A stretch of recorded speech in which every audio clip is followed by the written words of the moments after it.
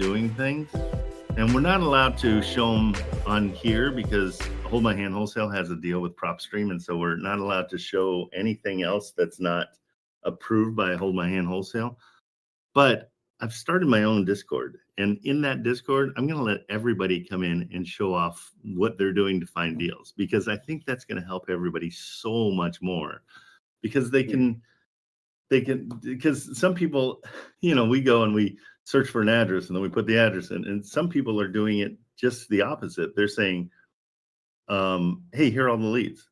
Now call. You don't even have to search an address. The leads are all there for you. They just come up.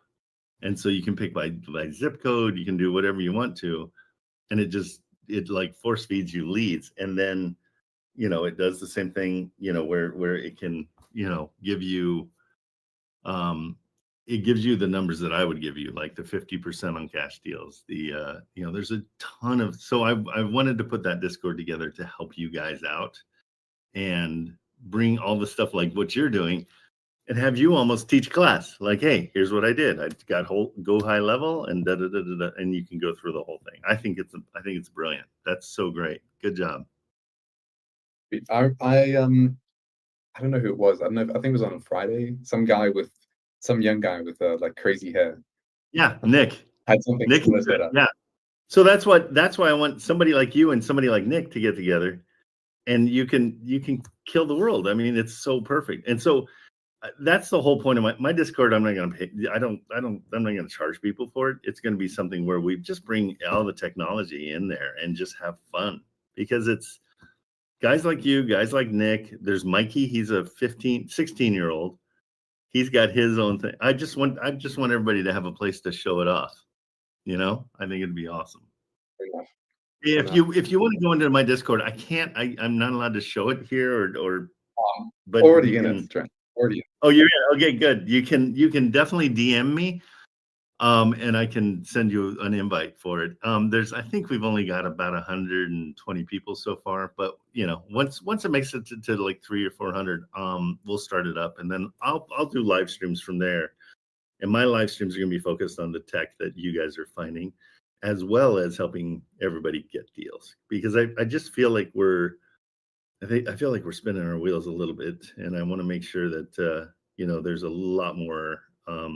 It's almost like a one-on-one Discord. I'll be in there a lot and just doing this kind of stuff all day long, because I love doing this. It's really fun. Fair enough. And I know I've been kind of hugging the stage here, and I'll let up shortly. But just before I start bombarding and devouring that elephant, one bite at a time, that is all those leads, what are the mistakes I just need to avoid doing calls? Like, I don't mind just crunching the numbers, but also want to make sure that my work doesn't go to vain. Perfect. Don't be afraid to let one go. That's probably my biggest one, is if you're getting tons of resistance. If they say, absolutely no, we're not doing seller finance, or absolutely no, we're not doing, we only want a high cash offer. Be okay with letting them go, because a lot of times you guys seem to lock in to a property and you're trying to figure out a way to make it work. And some of them just don't work. And so just don't be afraid to walk away from it, because you've got so many other like waiting. And so, and also, I mean, I literally will happy to help you call on them with my VAs. Makes life easier. And then like we'll get somebody that's interested, and then pass it over to you, and then you close it, and you work with the realtor and build the rapport. But if we get a lot of no's, then you don't have to deal with the no's. We'll help you however we can. I really, really, really don't mind. Prior to this, I had a sales job, and I don't mind speaking to people. I don't mind speaking to people all day, every day. At some point, I know that the natural step will be to get VAs, but right now I need to go by the trial by fire. I can't. Oh, I love that. Yeah. That's exactly what I did. I was doing it for about 3 months before I got VAs, and then I realized, these guys are gonna keep me organized. They're so great. I mean, it's really having these guys is, I mean, that's the backbone of my business now. They're awesome. Yeah, Meriden has already been fantastic with me, and I've just been on stage that one time last week, and she's helped me out so much. So Yeah, your team is great. he's awesome. A VA is a virtual assistant. Mine are all in the Philippines, and so they speak some funny language. I don't even understand anything they're saying. No, but we've grown to be really good friends, and it's really, I love going on and just making fun of them, and they make fun of me, and we have a good time. They're good people. With your VAs, and if I'm asking too many questions, just No, you're kick not. me off You're the fine. stage. That's what I'm here for. That's why we're doing this, and we're on an hour early, so you're good. Perfect. With your team, do you have like set standard operating procedures that they use that you'd potentially be able to resell or anything like that? Yeah, absolutely. I mean, we can put VAs on under mine that will work for you, and my VAs will help teach them. So it is definitely something. It's not something that they're going to come automatically knowing what to do. I didn't know what I was doing. I got them, and we all learned together, and we've been putting together processes and trying to do it so we all understand. And so it's definitely something where whoever you get, you want to make sure you train. I've got just good ones that actually one of them came from Richard. They had to let her go, and so I picked her up, and she already knew the process, and so she kind of runs the show. And so yeah, it's really great to have. It's expensive. Don't get that wrong. I mean, I've put a ton of money into it, but they're worth it. They're really worth it. Nice. I'm literally happy to put all my money into just marketing and getting more deals because I know That's the the deal. ROI on that will be Absolutely. And it's hard because it takes about three months for you to find something. I ended up just buying deals because it was so much more fun. And so I've already, since I've been here, I've got the sixth one closing this week. And so yeah, it's awesome. Yeah, and it's true. I was kidding about them speaking a different language. They all speak perfect English. It's really great. But then when they don't want me to understand what they're doing, they all start speaking to Tagalog, something like that. We can help you find the VAs if you want. You can reach out to me, and my VAs will find more VAs. I've when I've hired VAs in the past for different businesses, I've used onlinejobs.ph, but then obviously you need to Good. train them up yourself. Yeah, but I mean, yeah, if you come to me, I'm more than happy to help you out, and that's a good one too. But these guys will find people that they know, and so you're not going to have to worry about any kind of shadiness. Sweet. Okay. Anyways, Trent, now I'm borderline procrastinating on doing calls. I'm gonna love and leave you. Thank you so much for your help. Actually, the first thing I'll do is call up that gentleman and see if I can. Yeah, let's do it live.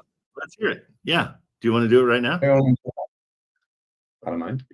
Yeah, that'd be. And so go to your there's a noise suppression setting that I need you to turn off so we can hear your phone. Do you call on yourself? I'd be calling with my computer because I don't have a American. Okay. That's okay. So. Okay, yeah, because I don't think we'll be able to hear it unless you share your screen. I don't know if that works. We tried, and I'm not sure if that works. Let me just pull up the contact. Just make sure there's nothing. Okay. That's okay. Just call it. I'm going to leave you on stage. I want you to give us an update because that's an exciting one. That's super fun. Okay, sweet. I'll just do myself. I'll come back in a little while. Okay, perfect. Later, bro. SW, what's up?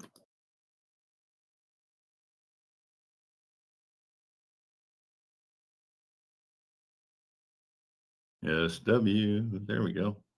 I'm sorry about that. Can No you hear worries. me? Yeah. How you Okay. doing? So this is like my third day. I've been working nights. I'm a crane operator, and I live in Indiana. So I've been on the turnaround for 30-something days, and like right at the very end of it, I found this and decided to try and better myself. But I'm 3 days in, and I got my possible, I guess, deal. Great. Its list price was like $329,900, they said that they did owner financing, I'm guessing, and they wanted 20% down and 9% on top over 30 years. Yeah. So here's a little secret. So when a seller says they'll do seller financing, the terms are beneficial for them. So those are horrible terms. We wouldn't even get close to that. I told her that. I said, you can get a regular loan for 9%. I mean, you can, but I mean, normally they start at like 6, and 7, yeah. Yeah, you're trying to get me to come in at a 9 and then put 20% down. I'm not paying, because it was 329,900 list price, and then I put everything in the calculator, and it came out to 369,488 for our offer price, and then put 25,000 down. The loan amount was 344,488, and then so the down payment was 6.77%, and then the actual offer price was 12%. So I said it's close enough to your 20 that you gotten right there anyway. But I'm going to be paying this over 30 years regardless, and you can balloon out if you want to. And then she didn't really understand. And then she said, "Wait a minute, are you trying to say like you're doing like a creative?" I said, "Yeah. I mean, I said you're getting your payment, your fee, and then they're getting everything that they asked for in the beginning. They might not be getting as much, like all at the end, but they're going to get it when it balloons out if they wanted to." And then she didn't deny it or nothing. She said she liked the idea to send it in a contract to her so she can better understand it. I said, I can have my partner call you and we can go over together to help you understand if you would like that. Because I wanted to kind of set it in to where I'm new at this, so it's better to have somebody there with me, and then I could just get somebody hop on together to do that with her. Yeah, absolutely. Okay, give me your numbers you offered to her again. Say it again. Okay, the numbers is, so it's list price is 329,900. Offer price is 369,488. I offered 25,000 down, and then the rent is 2,000 a month.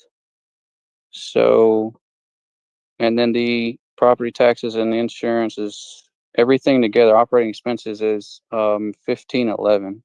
So it's cash flowing 489 a month, and it's 11% buy entry fee. Wait, hold on, slow down for a second. Slow down. So what is the payment to the seller? 888. I mean 889. I'm sorry. Okay, and you pull in 2,000 a month? 2,000 a month, yes, sir. So that's a little high. I know BuyBox probably gave you all those numbers, right? Yes, BuyBox gave me higher than that. I think they gave me like maybe 900 or something crazy. So then I went here and kind of tried to bring it down some, because they started with 28,000 down payment, and then I went down to where everything started turning back normally green, just following, I guess, what the calculator said to do, and then put the payment in that it suggested and all the regular stuff. Because the payment for the rent was 889, but it was over 1,000 when I first started. So I just and that's what I told her from the beginning. I mainly what were they asking as far as a payment when they were asking? They wanted 329 for a price, and then they wanted a down payment of 20%, and then they wanted 9% interest payments over 30 years, but they didn't give an actual payment on it. So I didn't put that in the calculator to figure out what that was. So that's why I told them that I was just going to give them this over, so they have over list price, and then with 25 down, so it covers their fees and would cover the closing costs and all that other stuff in here. I was just following I guess you say the script that y'all had said. Yeah. No, you did okay. Let me, I just want it to be sellable. That's my problem. Okay. So theirs was 329. That was the list price. Yes, sir. That's what they wanted. And they wanted 9% interest. 9.8, I think, interest on top. 9.8. 9.8, I believe it was. I'll call it 10%. Mm-hmm. So they're looking with that. That's a payment of $2,800 a month. It only rents $2,000 a month. So you'd be upside down $900 every. And so you need to explain to them. So I want you to get uglier on your offer. I want you to start off offering them their purchase price, what they're asking, the 330. Okay, don't go up yet. Okay. I want you to start off low. You haven't made any offer to them yet, correct? I gave them kind of a verbal, just starting out with this, just because this was my first time, and I was explaining the system to her, and I told her that I would give her this over. I mean, if this falls through, it falls through. I'm okay with that. I'm No, just let's try to revive it, because I really want what we need to do is I mean, you can offer over, that's fine, that doesn't bother me at all. Your payments have to be $500 a month for it to cash flow. Yeah, because we want to be able to cash flow here. Right now it doesn't cash flow, and so at their 2,800, and explain that to her. Say, you're asking for 2,800, you're asking for $900 over what I'm getting for rents. yeah. So what do wrong on the calculator to make it show it's not cash flowing? Because it says it has. I see what you're saying. The cash flow is 489, so the cash on cash return is 13.8, and you want it over that. You want it I want higher. it in the, yeah, I like it in the 20s. That Yeah. Again, this is so we can sell it. Yeah, Because that makes you got the buying part is, to be honest, is the easy part. It's selling it is the hard part. And so we want it to be over 20%. So for people to be like, oh wow, okay, this looks really good. So that's why I'm saying, go ahead. I'd have to take the assignment fee either down or off for it to actually clear over what y'all wanted it to do. Did you make an assignment fee on this? Say that again. What did you make as the assignment fee?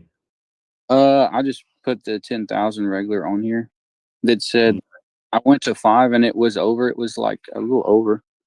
It was in the green whenever I put 5,000. So I didn't know if I did something wrong or not. Yeah, There. 5K is usually a little bit more realistic than 10,000 on something like this. Okay, I just didn't know exactly how to deal with It's that. no problem.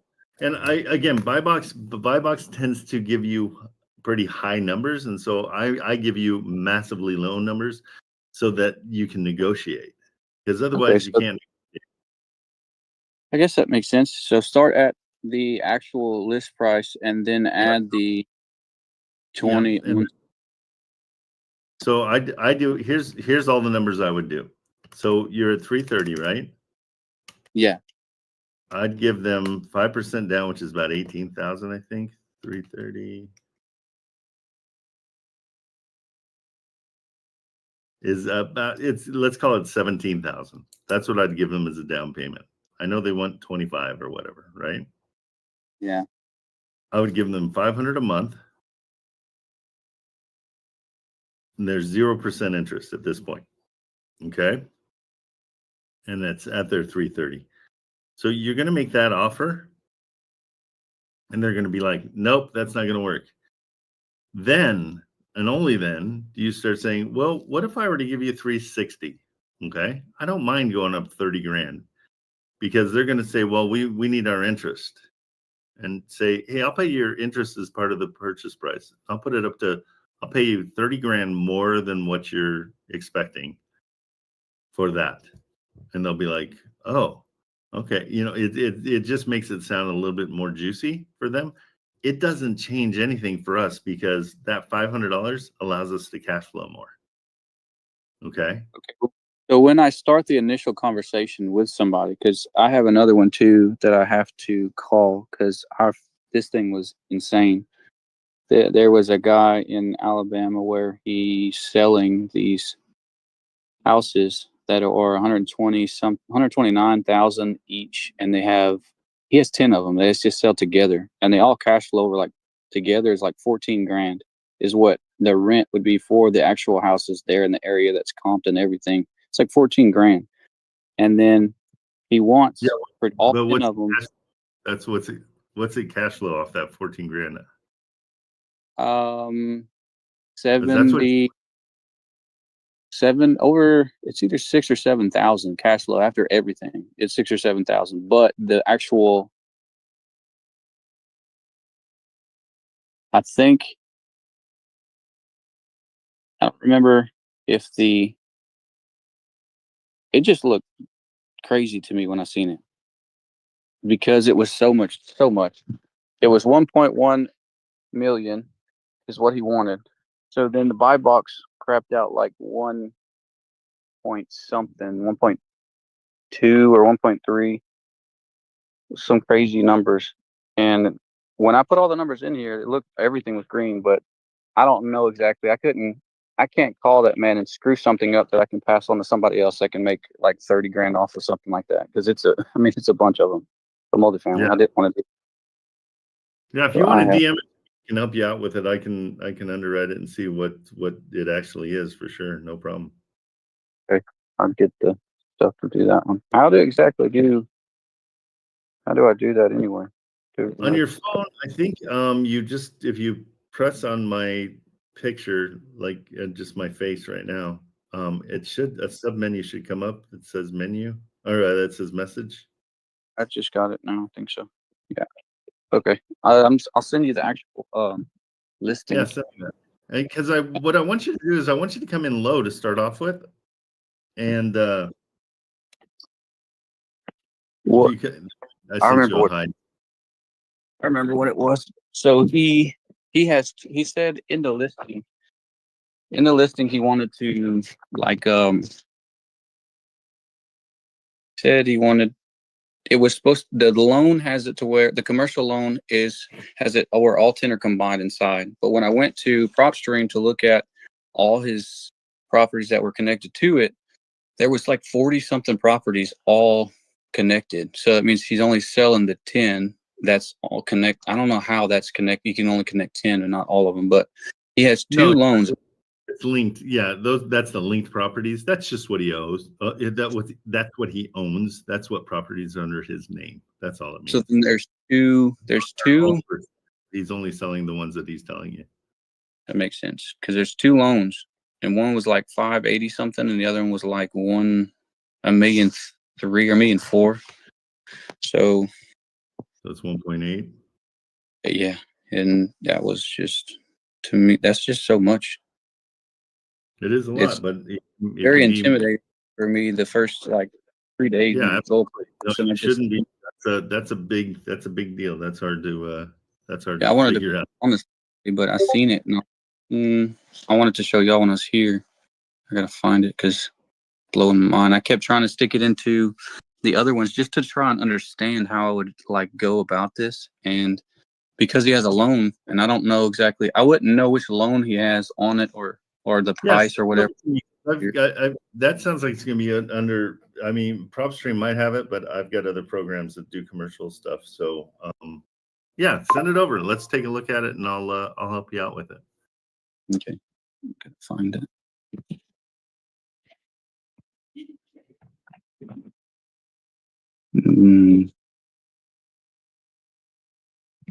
Okay, but let's you send it over to me. It's gonna take me a while to go over it, and then I'll get back to you personally, and then put your phone number in there too. Okay, and then regarding this sale, since I told her verbally this 360, just say you were wrong. Say, hey, here's what I went back, talked to my partner, and he smacked me around and said that this is what we can offer. Right.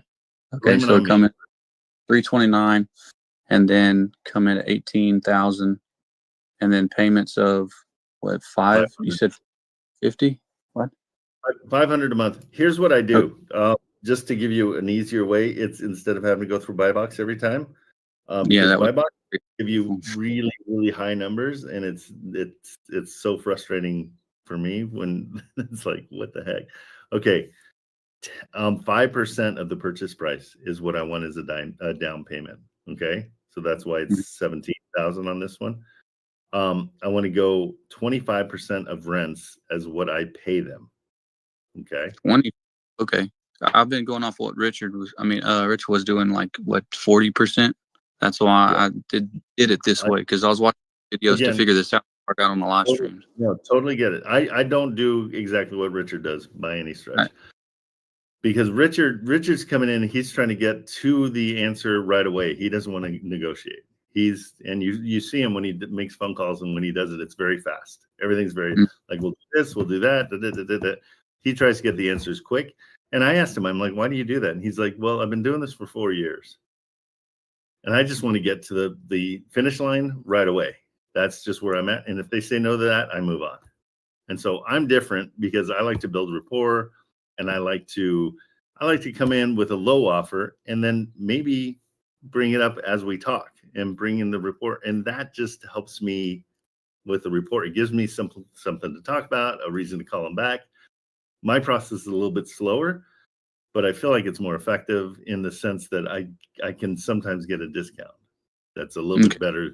Richard goes to the very top, it seems, every time. So back to it. So 25% of rents. So in this case, $2,000 a month. We're going to give them $500 a month. That's 25% of rents. 0% interest is what we always want to get. And the way to incentivize them for 0% is then you can start bringing up the purchase price. The purchase price going up doesn't affect us because we're paying this over 10 years, hopefully. I like a 10-year balloon. And so they didn't say, they just said 30 on that. So I figured it wasn't a balloon list. If they don't say a balloon, then you don't mention it. If they don't say an interest rate, you don't mention it. So that's great. That's really good because you want that for as long as possible. Okay. Good. So try that.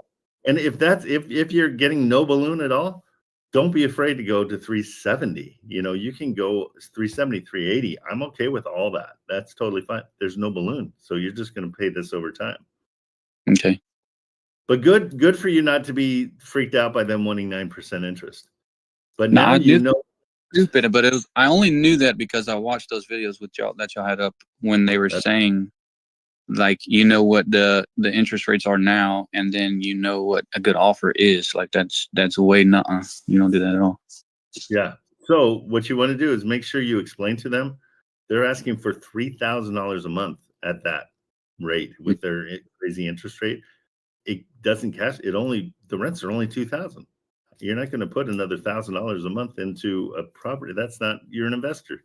You want to invest in something. You don't want to pay an extra $900, $800, $900 every month for no reason. So really beat them up because it's going to be even more because we didn't even figure in taxes and insurance. Yes, sir. That's base rent. Okay. Okay, I appreciate it. Absolutely. Take it easy. Thank you. You too. Okay. See ya. Hey, Sebastian, do you have an update? I saw you talking. Yeah, so I double dialed him. I left a voice note. He didn't pick up. He works these really crazy hours. He's like this maintenance guy on train lines. Oh, wow. Okay. Yeah. I had 2 quick questions for you. Shoot. I feel like I'm stealing the stage. I guess I shouldn't submit the deal prior to having it renegotiated, so I won't do that.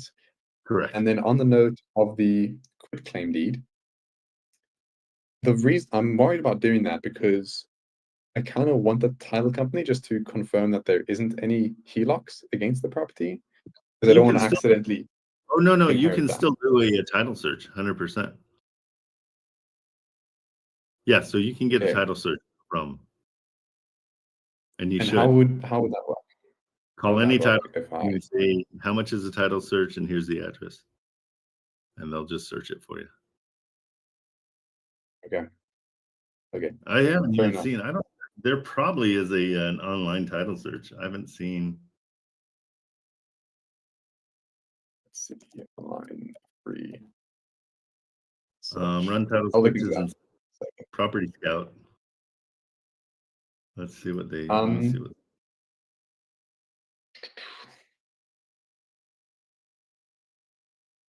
Yeah, I mean, you can try that. I mean, there's PropertyScout.io.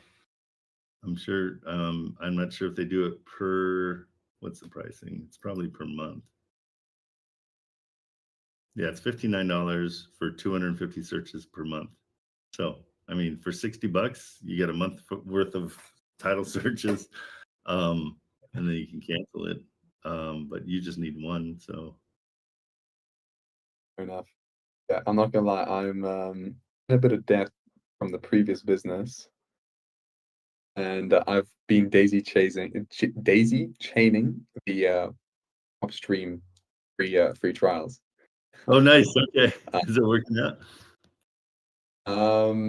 yeah, I need to do another one today, but it is part of the game. Part of the game. Okay, that's funny. All right, And cool. then, cool. I know I said 2 questions. Now I'm gonna hit you with 3, so my apologies. When I'm doing these mortgage takeover calls, I obviously have the same objections coming up time and time again, or questions, and I Yeah. largely know how to understand them, like prefacing that it's not subject to the debt income ratio will come off once payments come, but once the payment company comes in, I know how to explain the Garn-St-Germain Act, all that good stuff. But there's 10% equity in the trust. I know that exists to like abide by the Garn-St-Germain Act, but what happens with that 10% equity when the property sells or when it profits cash flow? That 10%, their only duty is to bring the mortgage to the deal. That's it. They're just in charge of bringing the mortgage. So they don't have 10% equity in the trust. So they won't have any payouts. They don't have any responsibilities. It's all laid out in the trust that they don't have any of those responsibilities. And they don't Are have there any of any the profit. downsides? What's that? Any downsides are there any downsides for them to put it into a trust? They're still on the mortgage. Some people don't like that part, but it's now owned by the trust. And so they don't have any of the responsibilities of it. So, I mean, that's the only thing. Some people don't like their name being on the mortgage. Does it matter that their name is on the mortgage if It will comes be off their because debt income? we're not closing out the mortgage. So that's where the difference between a sub 2, it's subject to the existing mortgage. Then we talk to the bank and the bank approves it, but then they jack up the interest rate. And so now we have to qualify for a whole new loan in a subject to, where there's the loan stays in place. Mortgage company really doesn't know anything about anything because it just is, it happens all the time. You put your property into a trust. And so the mortgage stays in place at that interest rate, and you're just making the payments. Make sense? Is there any downside to the seller to doing this? Because I know subject to has some hefty downsides. Their debt to income ratio has to be explained and when they're buying their next house. They have to say, well, no, I've got this in a trust and somebody else is paying it and blah, blah, blah. They have to go through the whole thing to qualify for the next loan. So sometimes that's the negative. But for the most part, the positives of selling your place and getting rid of usually it's a burden, really outweighs any of that.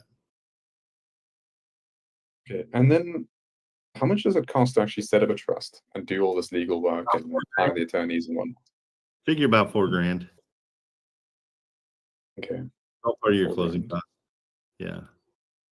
And then I imagine the realtor is going to have some concerns when I get further down the line saying, "Hey, I'll take over the mortgage for $500 or $1,000 or $10,000," right? Because now they're not gonna stand to make much commission. They're not really incentivized financially to go through a mortgage takeover. So how can I shift that What into I my do advantage? What I do is I talk to them, and usually I take over. I'll do a mortgage takeover at zero. I don't give anybody anything. I try to talk to the realtor and say, hey, these guys are losing their house. They're not going to have any money to pay you. I will pay you $500 if you don't mind taking off and not being a part of it. That 500, you can just represent them. But they don't have any money and they're already contracted to pay you, but I'm going to take on that burden of paying you and I'll pay you $500. And sometimes they go, okay, it's 500. Well, I want 1,000. And I go, okay, we'll do 1,000. What a And so bargain. that's the way.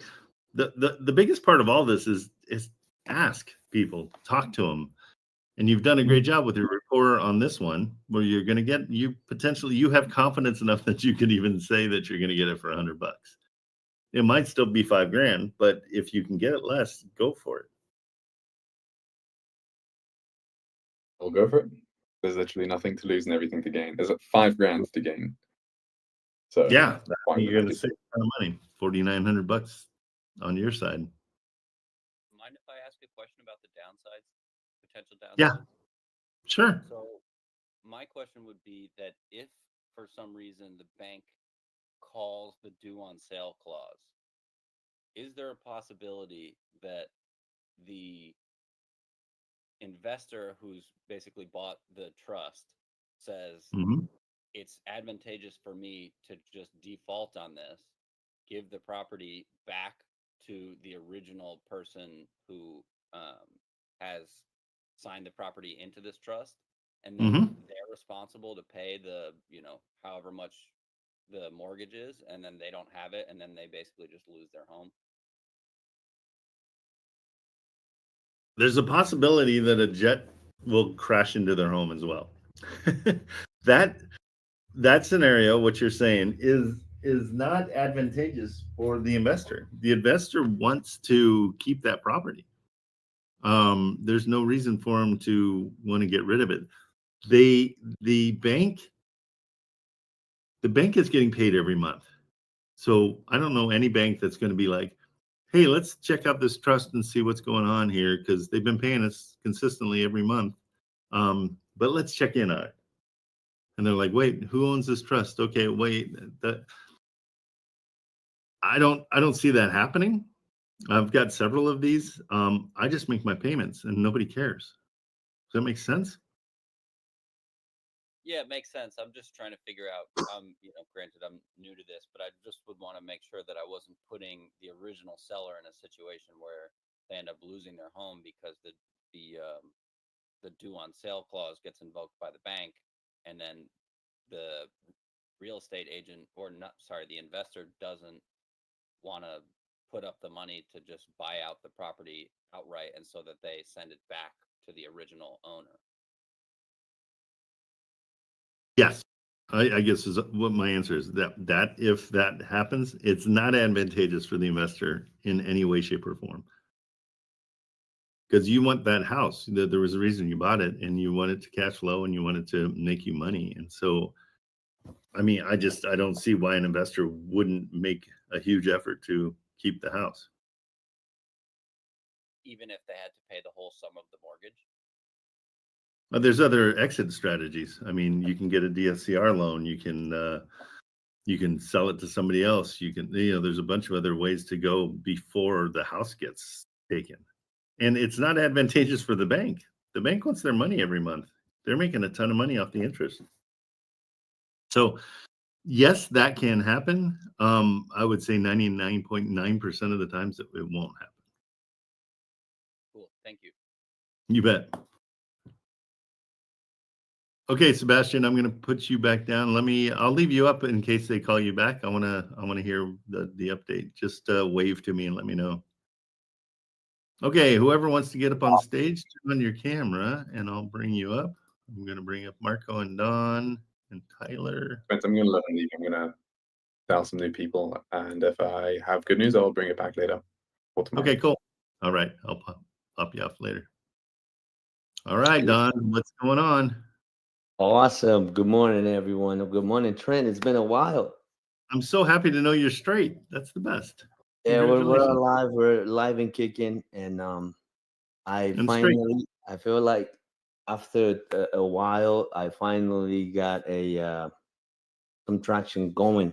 I have to tell you, Trent. So I found this property in Mississippi. Hopefully, it's just something that the buyers are interested. Anyways, long story short, I found it off Craigslist, and I happened to be in contact with the owner. He is actually where I live in Charlotte, North Carolina, and he is interested in seller financing. However, he wants us or me to look at the property first and go through the broker. How do I go about that? You can hire somebody to go look at it for you. But are you there? No, the property is in Mississippi. Yeah, just say that's not standard what we do. We you know, we're more of a, you know, we're an investment firm, so we buy a lot of these things sight unseen. Once we send an inspector out, they'll send us pictures and they'll check out the property for us. So that's the as far as doing through the broker, we just say that we are a firm and we do it through the inspection guy. And how would I go about just getting the contract done? Because I feel like he wants us to look at the property first. Yeah, just it's okay to say no. Say no, that's okay. We'll just send over the contract. Okay. Yeah, just keep it simple. I mean, it's one of those things where it's like, this is how we do things. If you don't do it this way, then we don't do a deal. And I want to make sure you get your I want to make sure you get your commission out of this. But you know, if the only way we can move forward is we have to go step on property, then we can't do it because we're not in the city that we're not in Mississippi. We're in North Carolina. Absolutely, that makes sense. Okay, I'll go tell them. And now, as far as the contract, I can do that through buy box cartel or just go on the tap contracts, right? Something like that. Yep. All right, Trent. Thank you so much. If anything, I'll let you know. Thank you again. Okay. Later, bro. You're the mess. You're the man. You're the man, and No, you're you're straight. the man. Yes, we are straight. Straight. Oh, that's right. Yeah, I don't know because what it's Cinco de Mayo, straight out of Mexico. Oh, straight out of Mexico. Okay, all I got was the straight part. I'm like, okay, great. Straight out of Mexico, baby. Cinco de Mayo. That makes sense. All righty. Right. Oh, that's today. We help. You're the man. In Spanish, take- Mexico, we say, tú eres chingón, tú eres cabrón. And that's what you are. You are the man. And what I always say is, soy el rey, y me llamo el gato gordo. No, eres gato gordo, no. El gato I chingón. am the king, and my name is the fat cat. That's what. No, you are that's all. you are. That's all I got. That's all the Spanish I ever learned. You are el gato chingón. Okay, I'll take that. I don't know if that's the baddest cat. El gato chingón. You're awesome. All okay, right, buddy. Trent, thank you. Later. Thank you. Anna Joe, what's up? How are you? Good morning. Good morning, Trent. How are you? Good. What you got going? Well, a couple of weeks ago, I was actually, I got a bunch of deals on my plate. So I was trying to find money for some of the investors and run across this one group that's a private money lender. And they lent $14 billion last year. Wow. Yeah. That's more than we make 14 billion. No, it's 14 billion. I know that is more than I make in a whole year. Did you know that? And more than I make. I think more For sure. But anyway, I just wanted to let you guys know that there is something out there for your investors. If they don't have the money to purchase your property, you can actually bring the whole package to them, the property and the funding. That's I'll go. Go ahead. Can you DM that to me just so we have that here, who they are? Yeah, I can actually, I can DM you their criteria, but they have to call me and I put in their paperwork and then it goes to an office and they'll get a call from the president of the company and she does all the vetting of some of it, but I happen to be, with her and because I'm new. And so she's doing all the, applications and stuff. Super. So, do you end up getting a piece of the deal?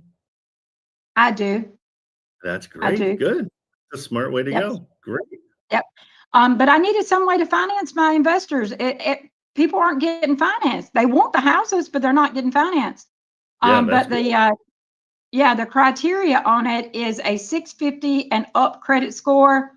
No new lines of credit in the past 6 months. This is not your business credit. This is from your personal credit. They don't deal with the business credit. Okay. So all this is coming from your personal. And they can't have no more than 6 inquiries in the last 6 months. no late payments for the last 2 years, no collections for the last 2 years, 3 open and active accounts, under 60% in credit usage, and they have to have an annual income, regardless if it's a W-2 or retirees or 1099 or self-employed. It has to be 32,000 a year or more. Okay. And they have to be under the age of 72, and they have to be U.S. citizens. And I am so sorry, Trent. You know, I didn't realize until yesterday that is nobody that lives in California or Iowa can apply. Oh, Californians. Okay. No California or no Iowa. I don't know if they've had problems in that area, but that's the 2 states that cannot apply. Okay. But the rest of it, 48 states, they can apply. Great. Well, send it over to me. I'd love to. I'd love to look at them. But I'm sure you got investors all over the United States. I do. I've got a bunch, but it's always good to have another. I have no problem with that. It's Okay, good to I'll have DM you them. and Absolutely. send it to you. And if anybody wants, you know, some financing for their investors, all they got to do is DM me, and we'll go through it, and I'll ask a few questions and send the paperwork in to her. And they get funding within 3 days. Wow. It goes directly to their account. Is 5% is the least on the interest rate. And what else? No collateral. So you're not putting that house up for collateral that you're actually investing in.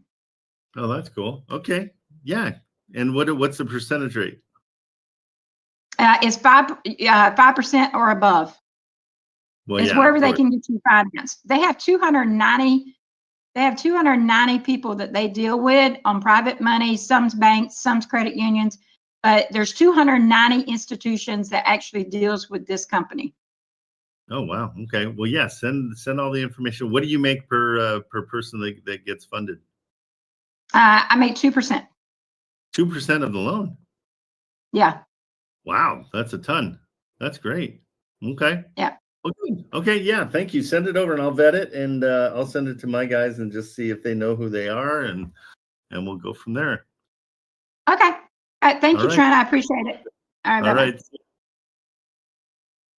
All right, Marco, what's going on? Hello, can you hear me okay? Yeah, perfect. What's Great. up? Thank you for picking me. Okay, so I got a couple of quick questions. I haven't been able. Oh, you're breaking up. I don't know what happened. Your audio just dropped off. I know. There you go. Someone was calling. I got tied up with a fix and flip, taking a lot of my time. So I'm just at the tail end of it right now. I'm ready to start hitting the phones again. My question to you is, okay, what is the easiest point of entry? Am I going after pre-foreclosure, seller financing, or subject to? What are the fellas doing? What's the gang doing right now that are getting a lot of deals? So there is no answer for that. The way you find out what you're going to do is by finding out the motivation of the seller, and so it all depends on the property you're calling. Because if it's a property that they don't own, so seller financing wouldn't come into play. If it's property they have, a ton of equity, then you're looking at probably a hybrid. And so it's really one of those things where the path of least resistance, what most people say, is finding people that own the properties outright, that have motivation for leaving, and going seller finance. With little to no equity. Oh yeah, see, seller financing. They have to have all equity, yeah. Right. But I love mortgage takeovers. What's commonly known, what's called in here is sub-twos, which they're not sub-twos. They're they're mortgage takeovers. I really enjoy those. But every bit of it is after the phone call, you got to find out the motivation of the seller. And once again, I'm going to call the Zillow leads, and I'm going to be using my my props. Right. Cool. Yeah, Okay. And there's other programs out there too. Check into a lot of them, because some of them are so good that they they just kind of give you the leads, and you don't have to put an address in. You don't have to go on Zillow. You just, it just like hands you leads. Like such as who? Batch. I'm not allowed to market them, but if you send me a DM, since that's just you and me chatting, I can do that. I just can't mass market them. But there's a lot of them that, I mean, there's one specific, but there's others that you can, I mean, you just really just say what city you want, and it tells you what's in that city. So what I like to do with that, what I like to do is I like to find a city that has high rents. So like, for example, Utah, stay away from, because their rents are super low compared to the price of the properties. But Tennessee, Mississippi, Alabama, Louisiana, all those have pretty high rents compared to what you're paying for the properties. And so I hit those. Mississippi, Alabama, Louisiana. Yeah. So what I do, you can go and just look on Zillow, find concentrations of houses for sale, and then just plug in that city. And then it gives you a ton of leads. It not only gives you the leads, it also tells you what they suggest you're if you're going to go seller finance, or if you're going, it's kind of nice. I mean, it's kind of an easier way of doing everything. It's hard to get used to it being that easy, because you're used to doing all the research and finding the address and setting it in. You don't have to, you are bypassing all that. You're just going right to the city, and it's sending you the leads. So that's through Zillow. No, not through Zillow. Yeah, I go into Zillow and just look and find concentrations of houses for sale. Okay. And then I find that city. And so all I put in is the city. And so then you'll get, 100 leads per city easily, like, depending on what city. If you're in the middle of nowhere, maybe there'll be less, but it's just a great way to go. And that will give you like seller finance or subject to potential leads. Or cash. It'll suggest what you want to do, and it gives it will provide you with a lowball offer for all those. Nothing. Wow. Yeah, it's really nice. Okay, and then I get the deal. Let's say I go to contract. What are people putting down as the earnest money deposit these days? Still $1,000, $500? It's in general, it's $500 to $1,500 for EMD, but you don't put that down until after the inspection. That's why it's really important for us to ask for a 15 business day inspection. I know Richard asked for 7 days or 7 business days. I go bananas with 15 business days, because that's the time that we have to sell it. And I want as much time as possible, because I'm seeing that most deals aren't getting sold in 7 days. In other words, you got 15 days. If you like the deal, you lock it up, and then you start marketing it right away, obviously through buy box, I would assume. Yeah. And so the beauty is, once you start the inspection period, you're under contract. Yeah. So during the inspection periods when you're marketing it, and that's when you're selling it. Are we telling the folks that we're wholesaling the deal, or are we just kind of keeping their mouth shut with that? Yeah, keeping my mouth shut. It's not super advantageous for them to know that. They're probably not super excited about that. So yeah. Okay. And then what states are we doing the trust in, and what states are we not? Is there a list? Because I know there's some states that have the anti-flip law, and then we go into a trust. So we'll put it in the general states that you can't really do stuff in. We'll put that in there. You'll see it. Okay. There's Maryland. We'll put that in there right now. And where am I getting the contracts of sale, or the assignment? Where am I getting contracts in the help desk? Yeah. Just go into. They switched everything around.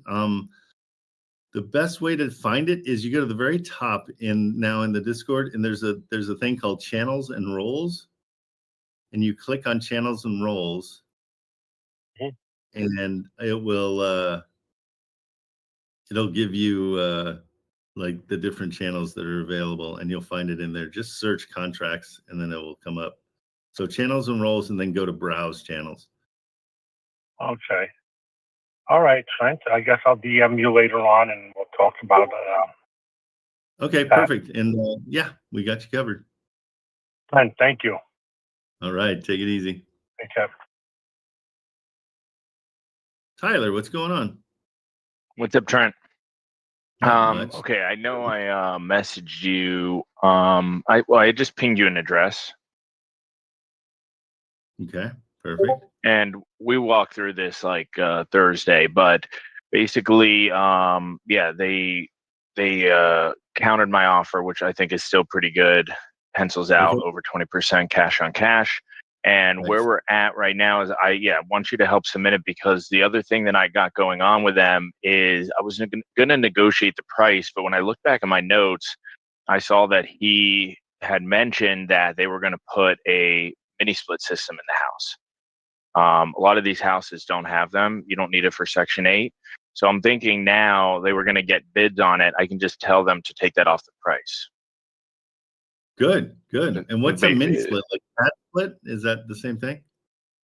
Like, I just got them done in my house. It's just like heating and air. It's Oh, okay. little wall units. But I mean, I don't think they realize how expensive they are. So even if you get a crappy one, I mean, you're still looking at like $1,500 to $2,000 bucks, maybe even more, plus installation. You know, Great. I just paid $25,000 to put it in my house. So I mean, Wow, this is a small house, so this is probably $3,000-4,000 bucks. But I think that's probably my profit. You know? Absolutely. No, absolutely. And that's where we're looking for profit anywhere we can. This one's off market, right? No, it's on. Okay, I'm getting the wrong one. Hold on. Oh yeah, that's okay. So this address is weird. You have to put in like Ensley after the address. Oh, instead of It's in Birmingham. Yeah, do Ensley, Birmingham, Alabama 35208. Oh, really? Okay. Yeah. I think that's one of the reasons people can't find this house, because they keep putting offers on a different house. That's great. Oh, okay. I know, 94? I like it. It was 94 grand. 95, yeah. Yeah, they want 95, or I offered them 95 with a $8,500 payment, or 8,500 down, $300 a month. They came back at 12 down, 300 a month. It ends up being about like 31%. Rent is 31% of Okay. whatever the monthly payment is. 31%. Well, and it's all redone, right? Is this all totally It's redone? all brand new. Everything's brand new. New roof, new everything. Like, everything's pretty new. And like, I did a lot of looking around, and these houses are going for about 83, and they none of them have everything redone. The story on this is they bought this like 4 years ago in their 401k, and they've been like redoing it for 4 years, and they've just had enough. So my other suggestion, and this is what I always do because I'm mean, is tell them that the whole house needs a paint job on the outside because it's blue. I think they just painted that. Oh, that's what I'm saying. So it's just another way to make a little bit of money and say, yeah, so there's going to be a huge expense repainting that thing. To them, it's perfect and it's beautiful. And just say, end buyers, they like neutral colors, and that's just too loud for them. I don't know why they did that. I know, it's so dumb, but it's it's the exact same thing as the air conditioning that you're talking about. Yeah, make another $1,500, $2,000. Well, painting a house is more. Yeah, it's expensive. Yeah, I know it's a pretty small house, but yeah, maybe even $3-4 grand. Yeah. What? Easily. So I'm seeing them on do. For 94. Like, that's what you're offering, 95 on seller finance, or no? Yeah. Okay, good. Okay, so you over offer. I over okay, offered. great. I over offered though. I probably didn't have to do it. I probably could have just said 83 or 85, but well, they're asking 94. Yeah. On Zillow is what I'm seeing. Okay.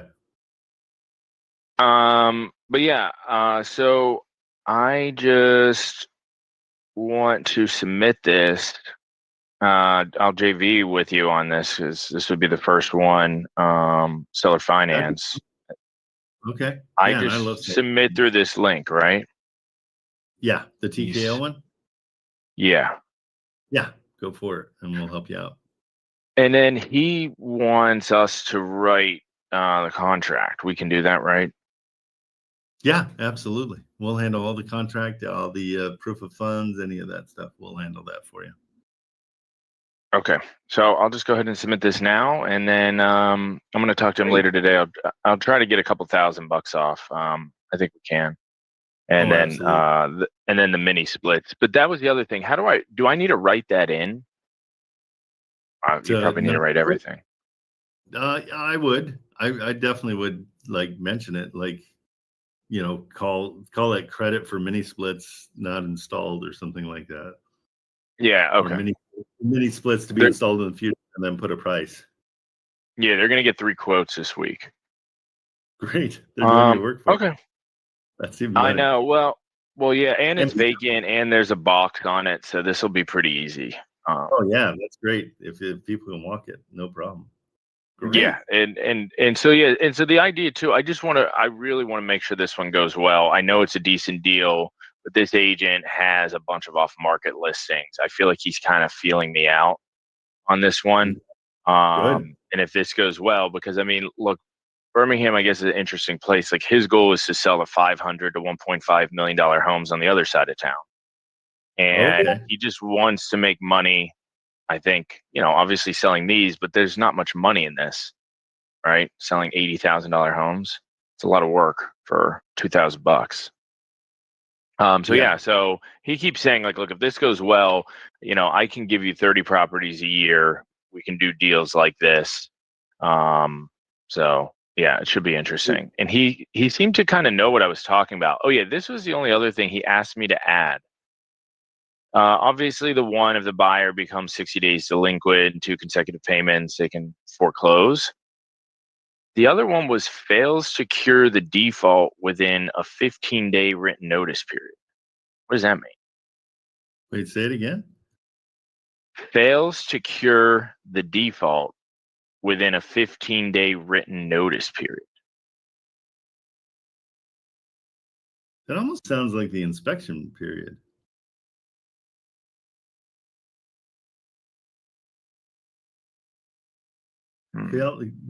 What's the term? To protect both parties and streamline resolution in case of non-payment, the buyer agrees to sign a deed in lieu of foreclosure, which shall be held in escrow. The deed will only be executed and recorded under the following conditions. Okay. If the buyer is 60 days delinquent, if the buyer fails to cure the default within a 15-day written notice period. Yeah. So what that is that's their guarantee that they get it back if we don't pay. Yeah. I knew that. He just added the 15-day written notice period. I didn't really understand what he was referring to. It's the saying, if we know we're going to default for whatever reason, they want notice. Okay. And then if we don't, then they can just take it back. And that seems to be okay, right? I mean, that shouldn't mess this up. Yep. Okay. All right. I'll go ahead and do this now. All right, bro. Good job. All right. Thanks. Okay, later. I like that deal. That's a good deal. All right. Who's got their cameras? Anybody got cameras going? Let's do cameras. Whoever comes up with a camera first. Dun, dun, dun, dun. I knew it. There we go. Hi, how are you? Karen. Well, how are you doing, Trent? Good. How's what you got going? Anything exciting? Yeah, hopefully. So it'll be my first property. I just sent it to you through message. I went to look it up I found it on PropStream, went to look it up on Zillow. I can't find it on Zillow anymore. It looks like it's an off-park market, but I'm literally texting the realtor right now. Okay. And she's like, there's a tenant in place. They're there for the entire year, but they're planning on moving out. But I haven't even made the offer yet. I just want to know if the numbers sound right, if it's even a good property. Let me see. I'm looking for yours and I'm not seeing it. Hang on. Do you have it under a different name besides Karen or no? Uh-oh, can you hear me? Yeah, I can hear you. Do you did you send it over? I think it's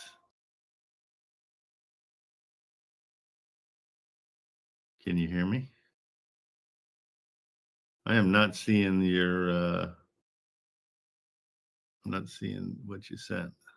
Hold Oh, on. let's see. I'll send it again. Oh, here we go. Yeah. I think I got it now. Perfect. There, I put an accept.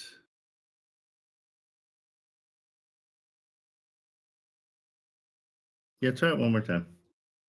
Okay, yeah, let me send it.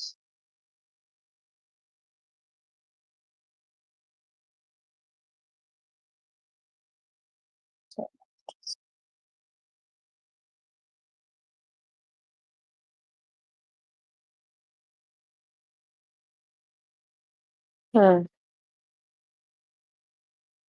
Let's see. I can't seem to get to it. Did you see my? Okay, so right Let's click see. on my. There we go. Got it. Got it. Okay, cool. All right, let's check it out. So you've talked to the realtor? Yeah. I haven't made any offer as far as numbers. We've just been chatting about the property. Okay. But I want to know like what is a good offer to make. What I was thinking was It's in so great shape. I mean, it's in good. yeah, I mean, yeah, this is, and there's already renters in there. yeah, it's renting out for $12.50 Great. for the entire year. Their lease is up 12/31 Okay. 2025, and they'll be moving out after the first year. But it's in great condition. um the roof is at half life. HVAC recently replaced. Um, yeah, it's pretty much it's turnkey. Yeah. It's a great property. But yeah, like I'm just having trouble making sure that it like cash flows and like figuring out numbers as far as the offer. Okay. So it does not have. Okay, it's off market, but it doesn't seem to have a loan on it, right? Yeah, no, it's free and clear. And it looks like they might have gotten it from a family member. Did you get any of Perfect. that? That they just it looks like they got it for free because it was a quick Cool. claim Okay, deed. I haven't gotten that information yet. I'm assuming just because Yeah. when a quick claim deed is usually done interfamily, and so Okay. sometimes it just means that somebody tired of it and gave it to Yeah. their siblings or whatever. Let me just double check here. And so what were you thinking of offering? What's the dream? So I was thinking 10,000 down as a down payment. So it's either we're gonna offer 80,000 cash offer or offer over asking price, thinking of a seller financing. Okay. Thinking like maybe I noticed that they've been trying to sell for a while now and their original asking price was like 129. So offering like 130 Well, with let's wait to do that until we know that would incentivize them. Okay. So gotcha. we love to over offer, but Yeah. let's start with 90 and say, Okay. hey, we'll give you a little bit more, because that might be all they need. They might be like, what? Oh, cool. Hey, noted. Yeah, because a lot of times, I mean, Richard will go big on those things, and it's one of those things where, hey, let's just offer 90. Yeah. And so she's at 1250 for rents, and we're gonna offer her 25% of the rents. Okay, Yeah. so it's Okay, so 1250 10%. divided by 4. So we're gonna say 300 a month. Okay. So we'll pay them 300 a month, and we'll do it over 10 years. And so they get 300 bucks every month for 10 years. And at Okay. the end of that 10 years, we'll balloon them out. And they'll get the rest. Unless they want us just to keep doing it for 30 years. We can do that too. We can keep that alive as long as possible. Don't offer a balloon until you know that they've asked for one. Okay. Okay. Because you can get that forever. That's Yeah. great. That's amazing. Okay, so I'll And, get a little more information on the property. and And offer figure them out $5,000 as a down payment. $5,000 as a down payment. Okay. So that's 5% basically. It's a little bit more than 5%. Okay. Okay. Okay. Good. And no, this is great at its price right now. So it's a good deal, Okay. right? That's amazing. Yeah. So they're not out of control with what they want. So it's not a bad deal at all. Have you offered any kind of financing at all to them? No, nothing yet. We're literally. I've been calling them 2 days now. Left a voicemail before I got on my flight yesterday, and then I received a text this morning. So. Okay. So Okay. let's do a cash price of 70. Okay. Okay. Okay. Cash of 70. The whole reason we do that is then when you say 90, they're looking at like they did a $20,000 swing. Gotcha. And they're like, holy crap, that's great. Look at they want us, they want to give us way more. So Yeah. Okay. 70 would be great. No, this is you found a nice one. This is really, I have no problems with this. This looks Awesome. good. Okay. And so But and the 90 would be cash, right? One thing you want to say to them, because we always have to kind of beat up the property a little bit, just say, oh, the kitchen needs some major updating. And so, I'm going to have to do that. You don't have to do that. Yeah. Fine. It's just so you have a reason for giving them a lower price, is that, you're seeing the cabinetry throughout the house needs to be replaced. And and they'll agree. They'll be like, yeah, I know. So it's always just you have to have something to say, and you can even blame it on I don't know how good the garage is. It's back there in the back, but yeah, you're in a pretty good situation. So yeah, just good. Well done. Okay, perfect. Thank you. And so the 90,000. Do you live in this area or no? No, I live in California. I live in Brentwood, California. Oh, in Brentwood. Okay. Yeah. We're neighbors. Yeah. I'm in Newport. You're in where? Newport Beach. Oh, I'm in Brentwood, like Bay Area. Bay Area. So right now I'm in San Diego for work. Yeah. The back part of California. You're yeah. Well, we're not too far off. Yeah, I'm in San Diego today. My flight leaves shortly. nice. Yeah. Okay. Perfect. So the 90,000. Would the 90,000 be seller financing, or would the 90,000 be? Yeah. Okay. Your cash price is going to be 70. Okay. 70, and your 90 is going to be seller financing. The whole reason we're saying 70 is just to incentivize them to take the seller financing. Yeah. So when they notice, they say, well, what do you think about 90? Would they be interested in 90? And they'll be like, well, we're asking 88. And you're like, I just want to incentivize them, to take a set of payments, and I can pay them every month. Okay. Because I know they, let's see. Last I spoke to her, I think it was on the market for 124. Okay. But now they're on Zillow for 88. Yeah. Okay. Perfect. Okay. I love this. No, if they say no to that 90, you can pump it up a little bit. It's fine. Go to 100, go to 110. It's totally fine. Because with seller, that purchase price doesn't matter, especially if the balloon is super big. Like if we got a long balloon, it's all gonna be, it'll be totally fine. Okay. Perfect. Awesome. Thank you so much. I appreciate your help. You bet. Take it easy. Alrighty. Thank you. Bye-bye. All right. Who's next? Come on, cameras. Who's got a camera? Oh, Summit's trying hard. I'll give it to you, Summit. I saw you trying to get yours. What's going on, Summit? Hey, Trent. Your camera was coming on. I didn't know if it's not working or something. Yeah, I don't think I'm going to be able to put my camera right now. I'm sorry. I know you like to see faces and talk to people. I'm sorry, man. No worries. What's going on? I just have a situation where I've been talking to this realtor for like a month regarding the subject to deal. At first, when I first started talking to her, I didn't know too much. Like I was still learning. I was in the process of learning, but now I know a little bit more. So this is a VA loan situation, and at first I didn't know that, and I was just presenting it to them like it was a FHA or something, and then I presented my offer, and then she said that it was okay, and then she talked to her attorney, and then I guess they said that no, like this won't be good for you in the long run or something.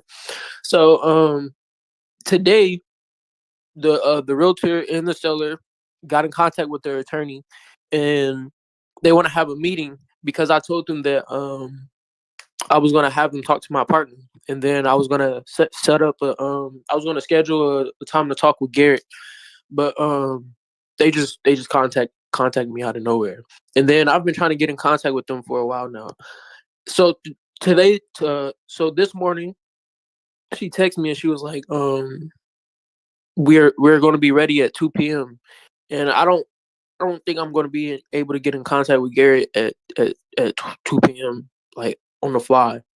So I was just wondering if you can get on the phone for me and just kind of explain how things work, and then. Well, yeah, if Garrett's already helping you, I don't want to step on his toes. Why Well, can't you get a hold? I haven't submitted it to Garrett, but I was just saying if I tried to submit it right now to Garrett, like he wouldn't be able to hop on the phone at 2:00 because like you have to schedule it.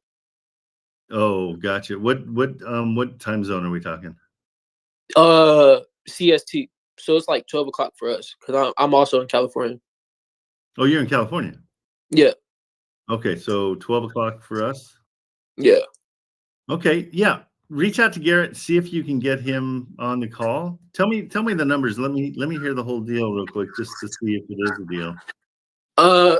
Can I DM you the address because I don't have PropStream anymore. 100%. What was that?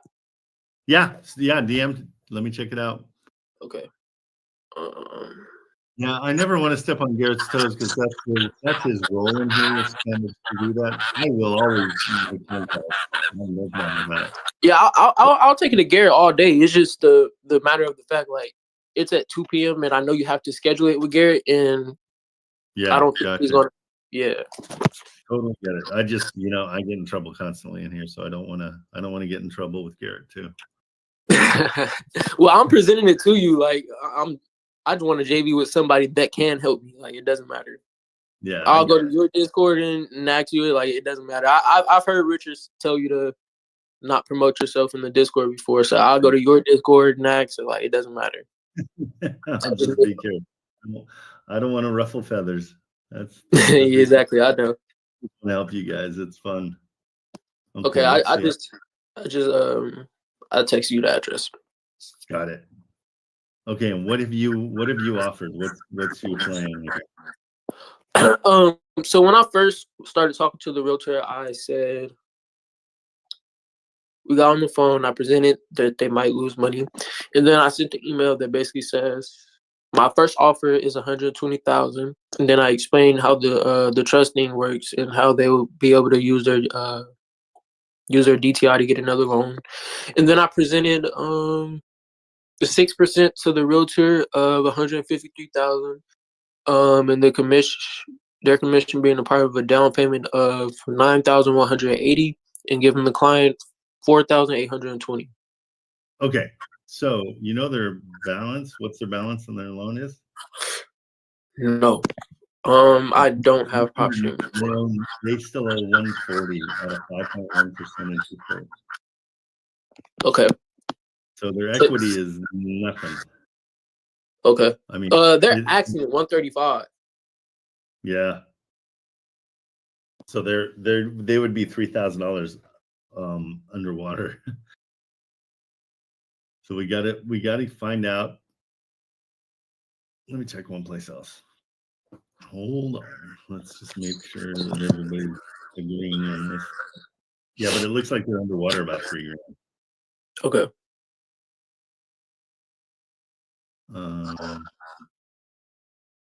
Yeah, I'm getting it confirmed. I've got a balance of 140. So you got to talk to them about what's going on, because she's been trying to sell this one for like 2 years, and then she just constantly gets offers, and then people like flake on her.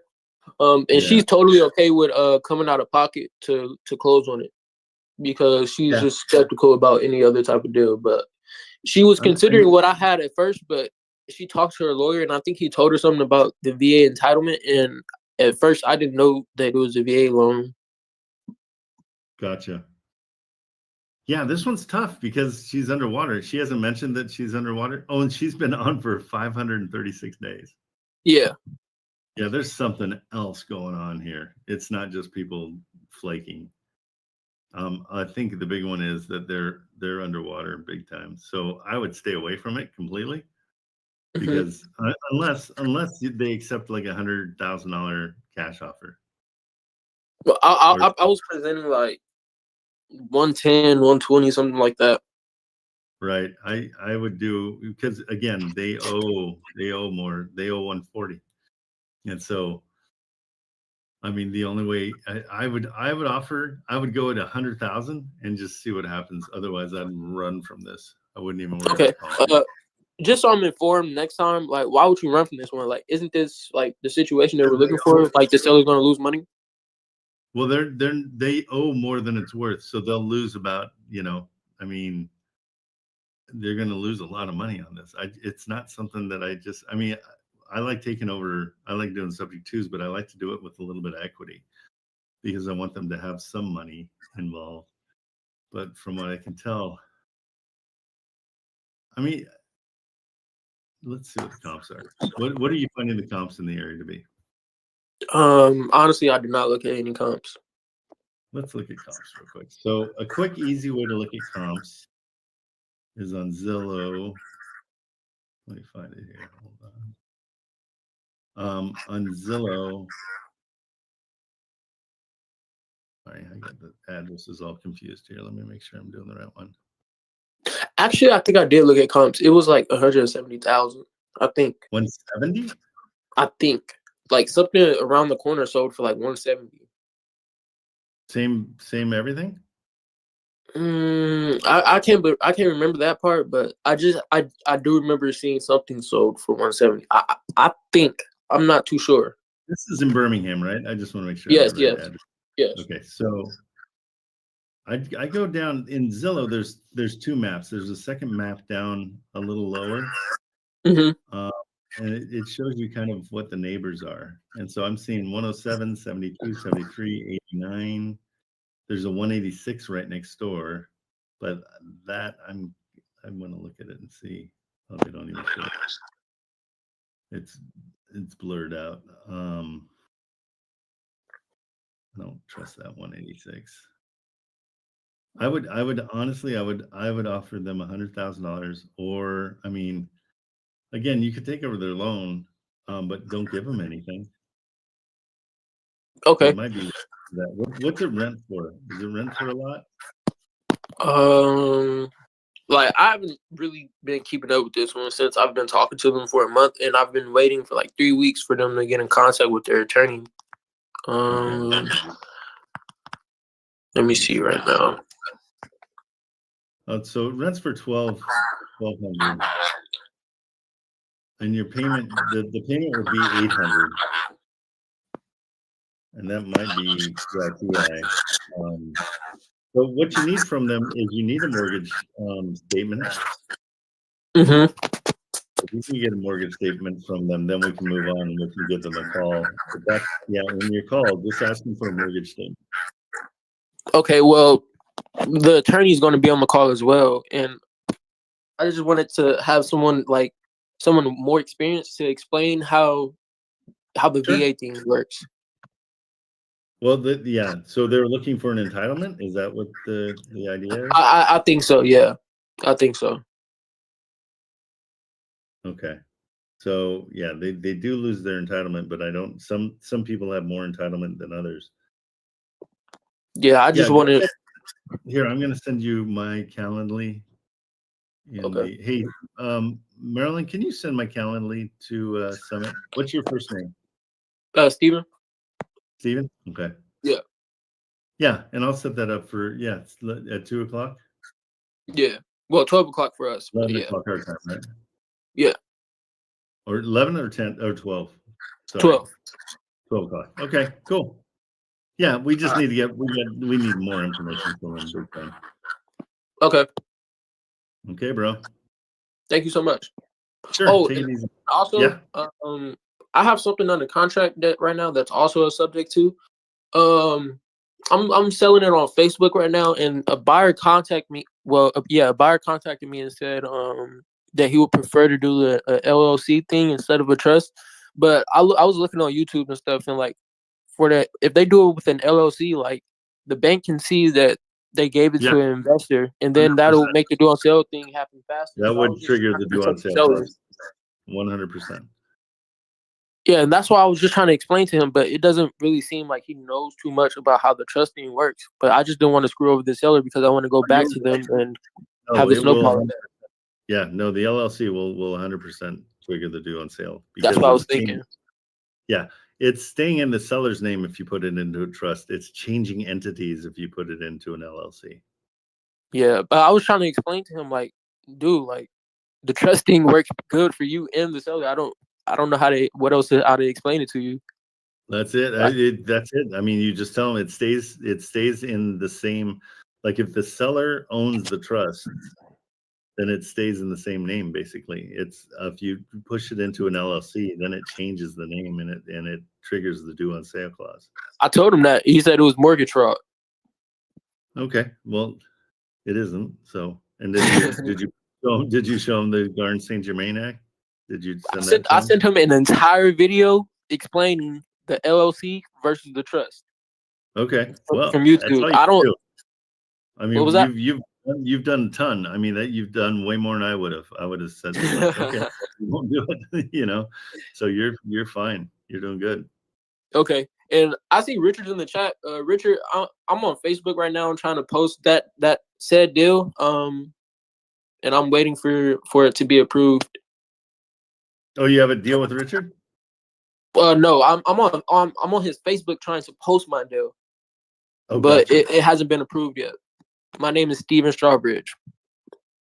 Okay, cool. And you're putting it on Richard's Facebook? I'm yes. sorry, I didn't. Okay, cool. Okay, thank you, Trent. I'll be in right, contact with you at 12. Okay, cool. Thanks. Thanks. All right. What's up, Robert?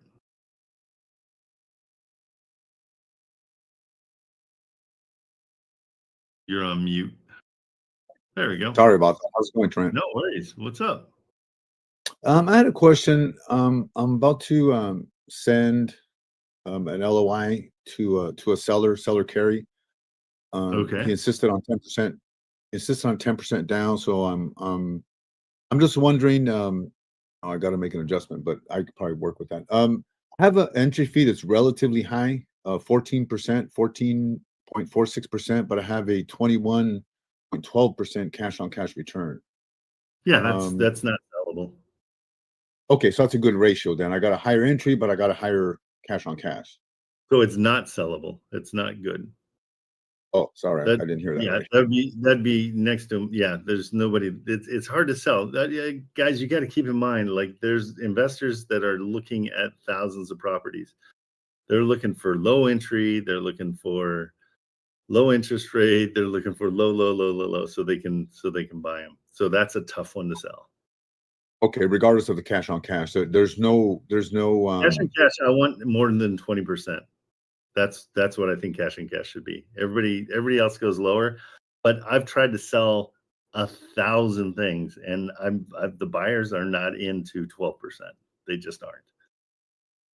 Okay. So still with a max 10% entry, we still need you still want a 20% cash on cash.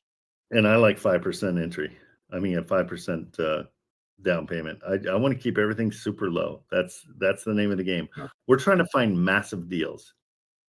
Massive deals sell like so fast, so quick, so done. When you get an okay deal, it takes forever for it to sell. It usually doesn't sell, and it's just a bunch of heartache. So the key is I usually get them low. I usually do start with a lower down payment. The only reason I did this one was, so let me see if I can make it work, and somewhere make it work to still get them as 10%, but obviously it's not going to work, so I got to move on, I guess. Yep. Okay. As a buyer, I'll not go for 20% entry. There you go. Roberto's got you. Okay. Okay. Perfect. Okay. Thanks for your time, I Trent. want a 20% cash on cash. And I want as low an entry as possible. Yeah, the entry was 14% though, not 20, but the cash on cash was 21. Yeah, you want high, big time over like 20% for cash on cash. Yeah, it was 21%, but I mean 14% on the entry. It wasn't 20%. I know they mentioned 20% on the entry, but it was like 14, and still doesn't make sense. Also, wait, I'm sorry, maybe I'm misunderstanding you. I thought you were saying it's 14% cash on cash. You're saying it's 14.46% entry and a 21.12% cash on cash. My apologies. I thought it was the opposite. Okay. No, that's good. Now you're talking. Okay. Okay. Again, and right now I've got it as low as possible. It's still, yeah. So that's good. Definitely throw through the buy box. Okay. It's not ideal, but it's still it's good. Still cash flow. Yeah. No, I like anything over 20% is good. Okay. Perfect. Okay. Sorry, Appreciate it. 20% cash on cash. Yeah, I should have started there. Yeah, no worries. Okay. All right. Perfect. Thank you, Trent. Okay. Good job. Okay. All right. Who's next? There we go, Jenna. What's up? How's it going, Trent? Good. How you doing? Doing well. So I found a property. It has a mortgage on it. I just got in contact with a realtor today to figure out like the seller's reasoning and motivation for selling. Yep. She hasn't quite figured that out because she just took over the property. I'm going to send it over to you. Could you run the numbers with me and just kind of see if it's something that would work? Yeah, let's see what we can do. Gotcha. So I just sent that over to you in your DM now. Got it. And also, could you help me understand how to get like the cash on cash percentage with like subtracting the yearly and everything like that? Yeah, let's see what we can do. Okay.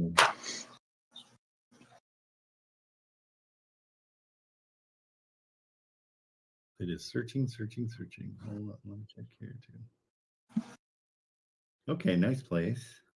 And we don't know why they're moving, so we don't know. Is this do we know the pictures? Are they recent or are they?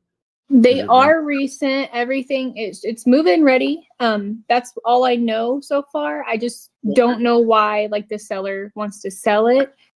And the realtor is contacting her and she's going to get in contact with me to let me know. I haven't presented anything. I just kind of called to break the ice a little bit. Okay, cool. So this is probably a seller finance possibility. What are with rents? it having a mortgage as well? I'm not showing a mortgage. So does it have a mortgage? When I threw it into PropWire on my end, it was saying that it had they have a loan payment of $409 a month. Let me double check. I'm going to throw it into a second one and see if this one gives me a mortgage.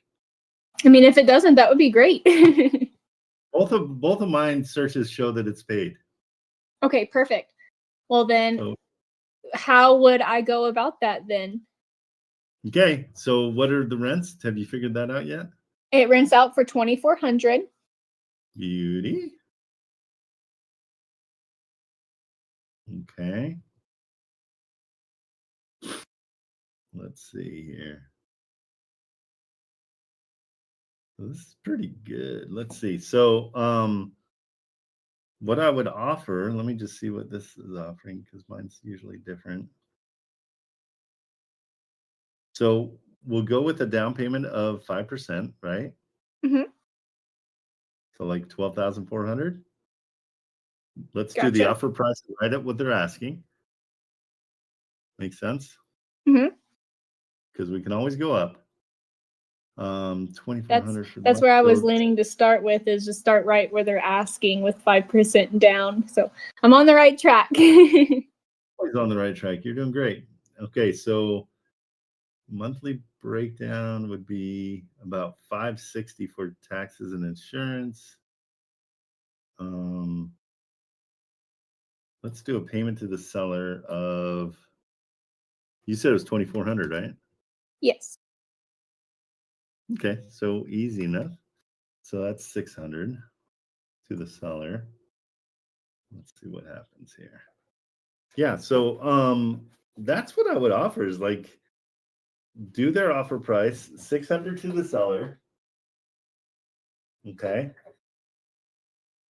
And as far as cash on cash, it's going to be probably north of 20, high 20s. Let me see. So do you use a calculator? Doing this all by hand. And so I'll kind of explain to you how I did it. I took the yearly rent and I multiplied that by the 20%, and then I took out taxes and insurances, and subtracted the yearly mortgage payment from that, and then I multiplied that number by 100 and divided it by my entry fee to get my cash on cash. Okay. And what did you come up with cash on cash? I got, without giving the seller anything, 43.6% cash on cash. Okay, well, we'll have to pay okay, so you were doing it as a sub two. Yes, kind of. To like take over their mortgage. So there's no mortgage. Gotcha. And so that's what I was running it off of those numbers. And now that I know that there's no mortgage on it, I can go and present just a seller finance offer, correct? Yep.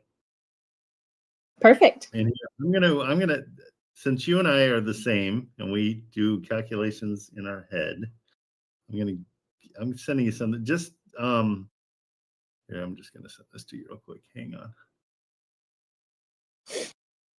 I've got a way to make it 10 times easier, and I gotta share it with you because you're in the same. Thank you. I was just about to say, is there an easier way to get that percentage There number? is. I'll have to go through it. Thank you. I'm not allowed to promote it, and so let me just send this to you, and you can see. Hang on 2 seconds. You know what, Marilyn? I don't know what I did with mine. Hang on. Oh, here we go.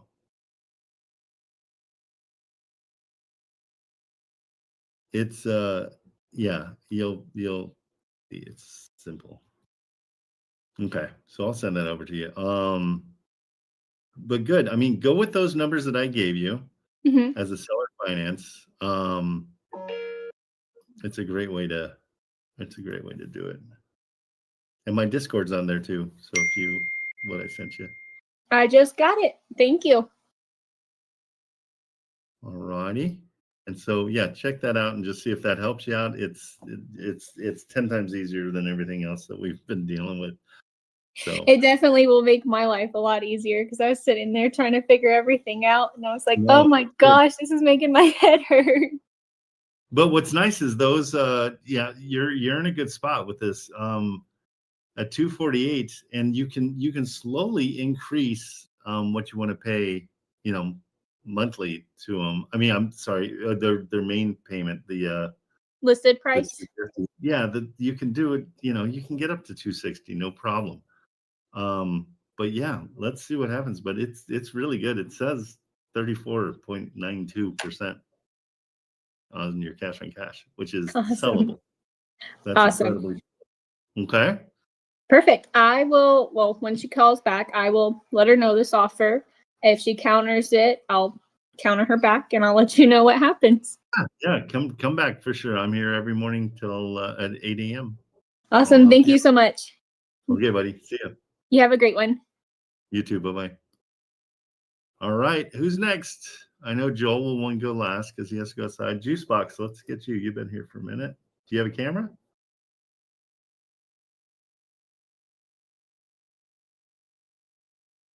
Sorry, I asked my question before. So okay, cool. I didn't know if you wanted more. Thanks, bro. See ya. All right. Mr. Nobleman, what's up? How's it going? Can you hear me? Yeah. Do you have a camera?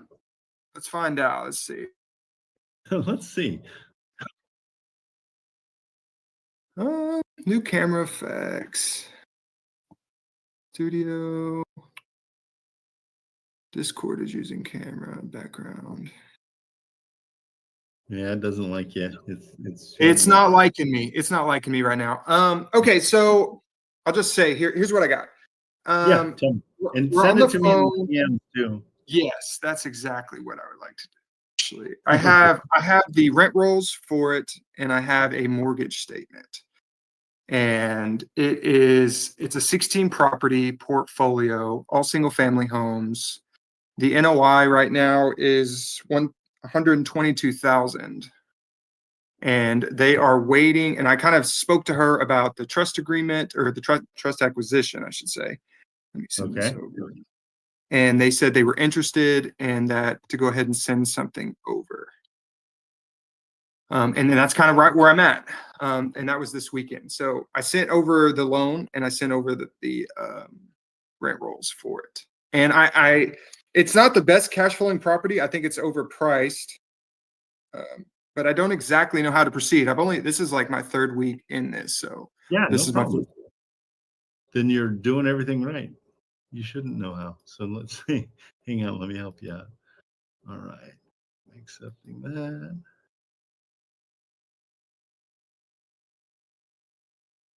There we go. And then the address? Is that in the PHH? Yeah, it's in there. Yeah. And actually over the weekend I noticed they took the Zillow listing off the market. Yeah, it's grayed out. Yes. So nice. That means it's I felt like that was a good thing. Yeah, I did. I felt like that was a great thing. Yeah, absolutely.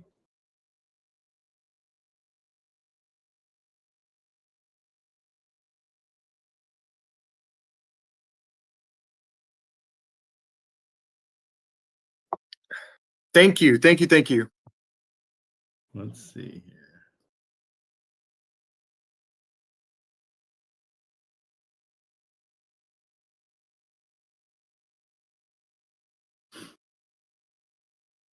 Oh, okay, it didn't load. Hang on.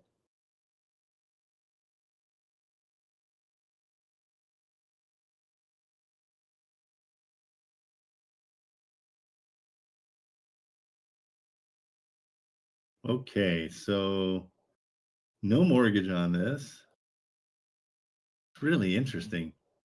So something happened with this property because the estimated value is 75 grand.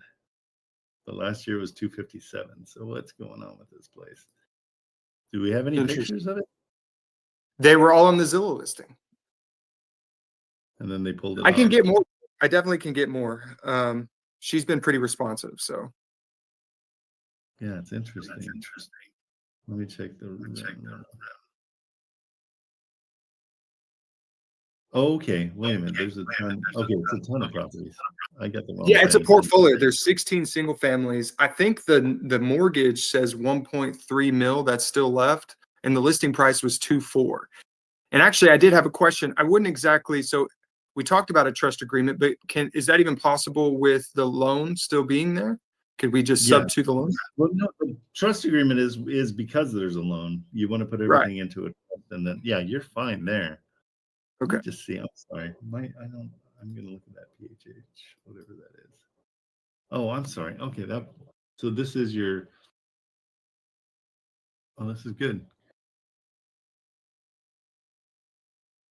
So they're only paying $8,000 a month on this, which is great. Yeah, it had a 4.4 interest. I thought that was good. That's good too. Yeah, you've got some good stuff here. Let's see. So they're not giving you a total value, are they? They're wanting how much? The list price was 2.4, and I remember my initial numbers. It just felt like it was overpriced. But they seem very motivated though. This is one of those, like, again, you got to keep in mind, like that $8,000 a month might be just murdering them. That might be just brutal. And so taking over the loan and offering him nothing to start is where I would go. I would say, hey, Okay. I'm more than happy to take over that loan for you and relieve you of that $8,330 every month that you're paying. So he said initially what started the trust conversation, because I did mention taking it over, but he had already had a few people try to assume the loan. He went to the lender and the lender said the loan was not assumable. And so they've been trying to get a workaround. And then I brought the trust solution to them, and then they've seemed very, very interested in that. Perfect. And they're asking again, how much for this? The list price was 2.4 mil. Okay.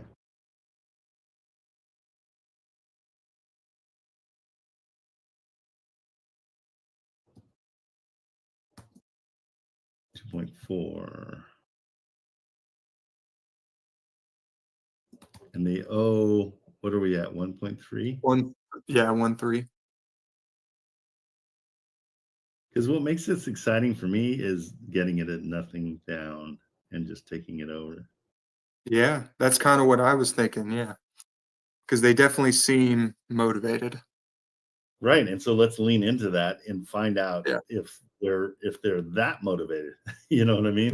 And say, well, here's what we can offer. So yeah, she's waiting right now for me to send her over something.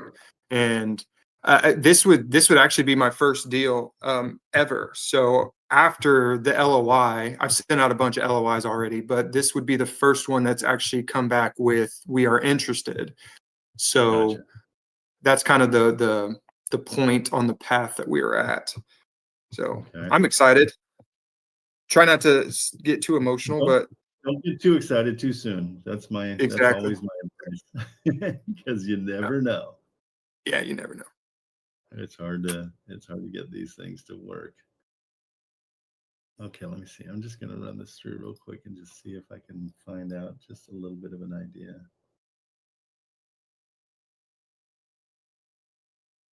Being a portfolio takes a minute longer, so just 1 second. Yeah, no, you're totally fine. Thank you. Sure, absolutely. So I'm trying to figure out column 3. It's having problem 3. What is column 3?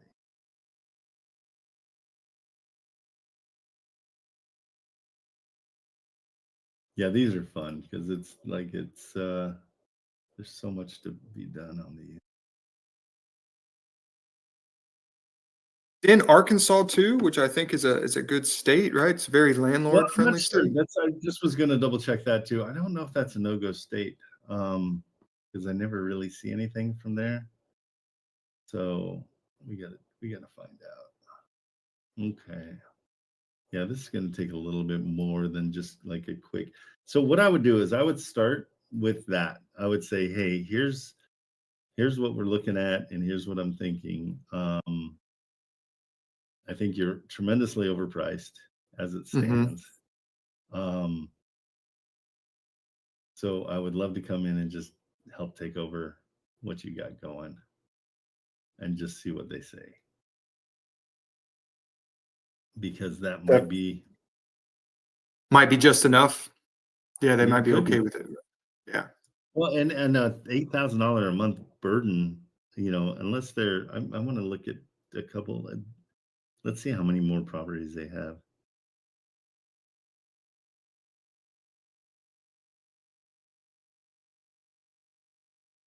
Let's see here.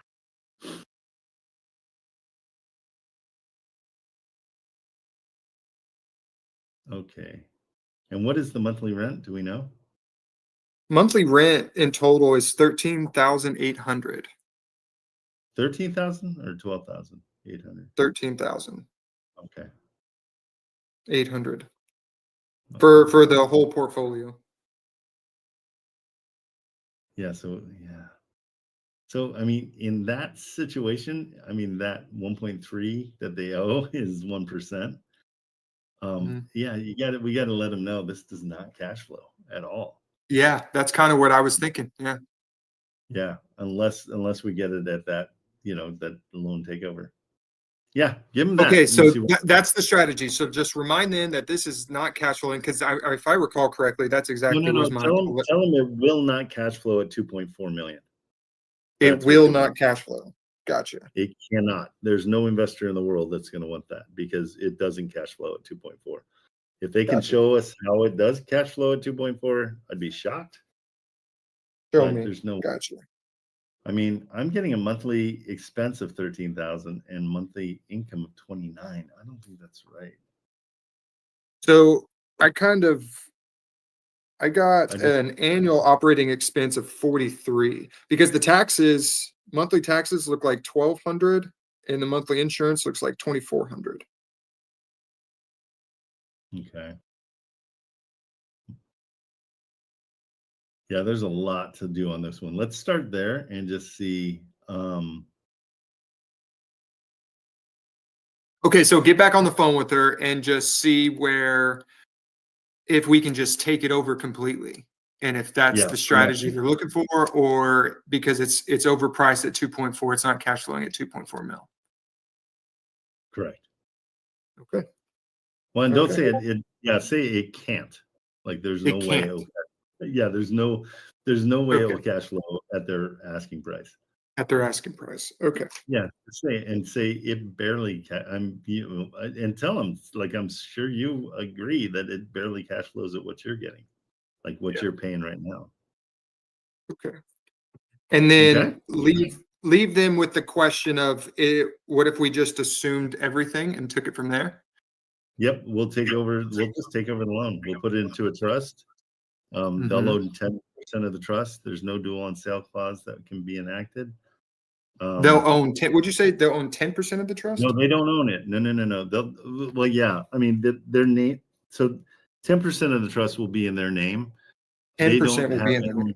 Yeah. So that's, and their only duty for that 10% is to bring the mortgage to the deal. That's where that 10%. That's why they have 10%. That's why. Okay, just to bring the mortgage into the deal. And they don't need to. They have no rights to any of the profit. They don't have to deal with any expenses. They don't have to, all that. Right. Oh, stop it. So they won't be a part of any of that. Okay. Okay. Awesome. Thank you. All right. Thank you. We'll be in touch. Take it easy. Yep. What's up, Saint? Hey, Trent. So how are you doing this morning? Killing it. Oh, loving life. Amazing. So I listened to your advice. I went for something a lot cheaper, and a few things that came across my table. There's a property for $465,500 in the Florida area. I'm just kind of sticking with that Florida because I know it best. But it's a duplex or a multiplex family 4-4. So it's a 2-2. So, and they're both occupied at the moment. There's an adjacent property as well going for the same price. It's on the same lot. And it's tied up in a divorce. So I was just wondering, how do I, it's been on the market for 359 days. How do I kind of go about that? Okay. Send me that. Do you have the address? Yeah. I'll send it to you right now. How do I do this again? Just click right on my face. Okay. Click on your face. Click on my face. Sounds terrible, but yeah. Oh, it's not working for me right now. I don't mind giving you the property on this. Sure. I mean, look, it's whatever. 26 West Polk. 26 West Polk? Yeah. This is in Lake Wales. And it's 33853. Got it.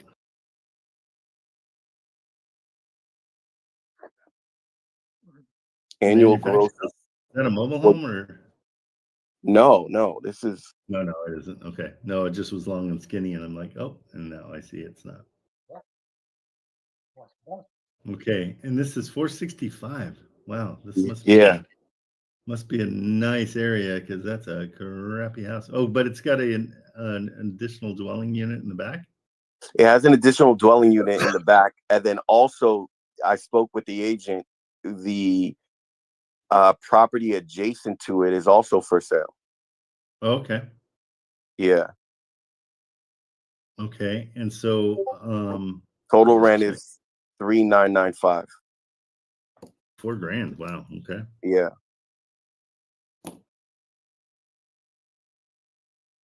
Let me just do a quick run through here.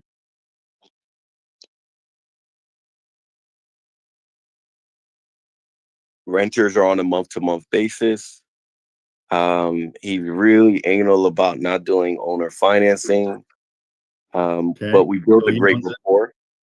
He owns it outright. He owns it with his ex-wife. Right, but and they're in like a nasty settlement right now. Okay, so his biggest problem is that this does not cash flow.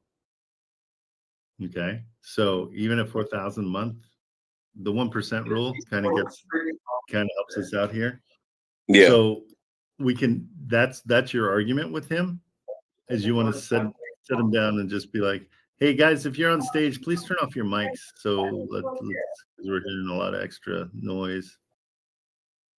Thank you guys. I was just thinking about the entire lot, though. I was thinking about the detached and the adjacent property. Okay, but we're not worried about the adjacent property. We're going to do them one at a time. Okay. And he owns the adjacent property. Is that what you're saying? Yeah. Okay. So we'll do them one at a time. And then if there's a way that it makes sense for us to do both of them, because he looks like he's kind of hurting. Oh, yeah. Okay, let's see.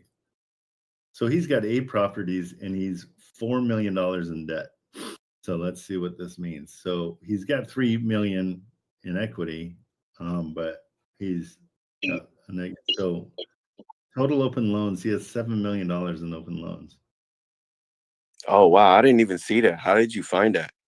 That's on PropStream. Oh, okay. Let me double check everything. So he's got 1, 2. This is interesting. He's got 3 different properties that are the exact same price. So I think there's something weird there. And he's got 1.6 million on each of those. So I'm not sure if this is all right. But so he knows what he's doing. He's an investor. He's got 8 properties and he's got millions of dollars worth of equity. So really you got to talk to him on that basis. You got to say, hey, this just doesn't cash flow as it stands. The only way we can get it to cash flow is through seller finance. And I know you hate seller finance, but if I can come in and pay you. So in this situation, I would go a little high right off the bat, which I usually don't do because he's already told you that he's not into it. I would come in and say, I can pay you $1,000 a month, but incentivize him by starting with, you could pay him $500,000 for his place that he's asking $465. Okay. Okay. Say, would you be interested in $500,000 offer? And if he goes, oh well, tell me about it. And then, hey guys, can you turn off your mics, Corbin? Oh. Caught him praying there. So yeah, so let's do that. Go in and say, is a $500,000, would that be something you're interested in? Because he's cut it from 485 to get to 465. Yeah, he's cut it down 20 grand on 318 on March 18th. So yeah, we save 500,000. Okay. We'll give him 5% as a down payment.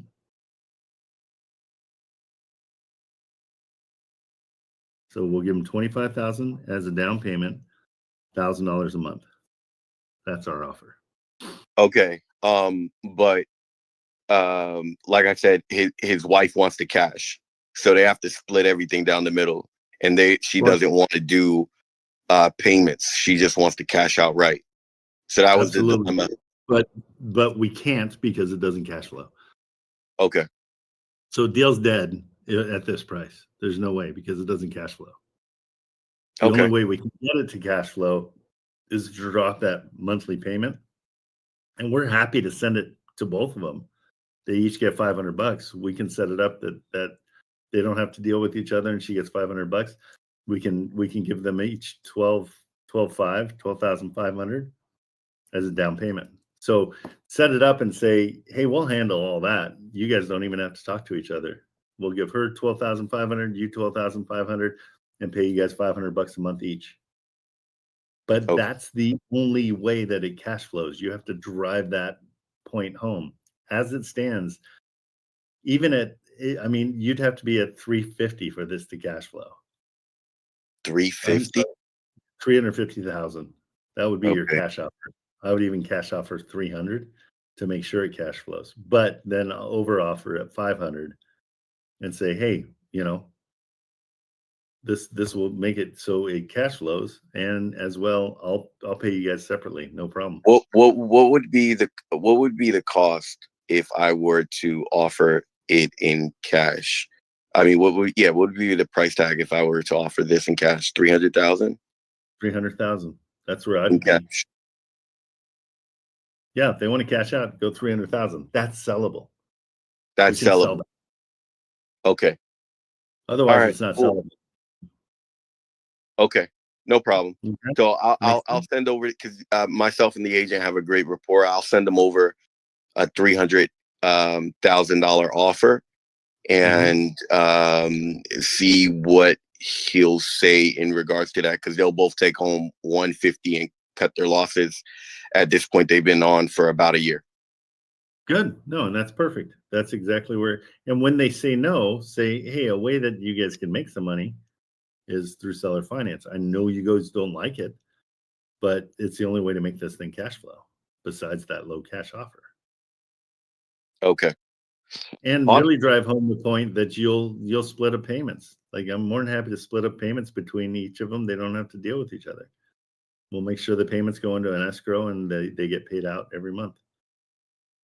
Separately. Payments will go under escrow. And it will be paid out separately, so they don't have to deal with each other. Okay. And the payment thing, I would drive home the 500,000. Yeah. Okay. Awesome. Is there any way that, I don't know, perhaps we can jump on the phone with the agent and explain that to him, perhaps?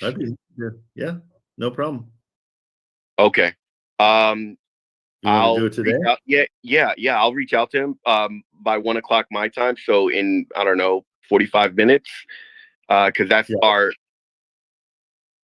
Yeah, that was our initial. Yeah. Would that work for you? Yeah, Marilyn, can you send Saint the Calendly? Let's see if I've got time. Okay. Let me double check and see, because I do a lot of calls each day. Let me see if I've got that free.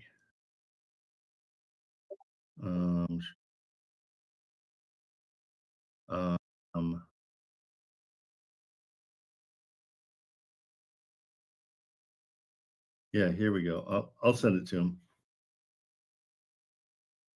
Let me DM this to you. Oops, almost moved you into the audience. There we go. There you go.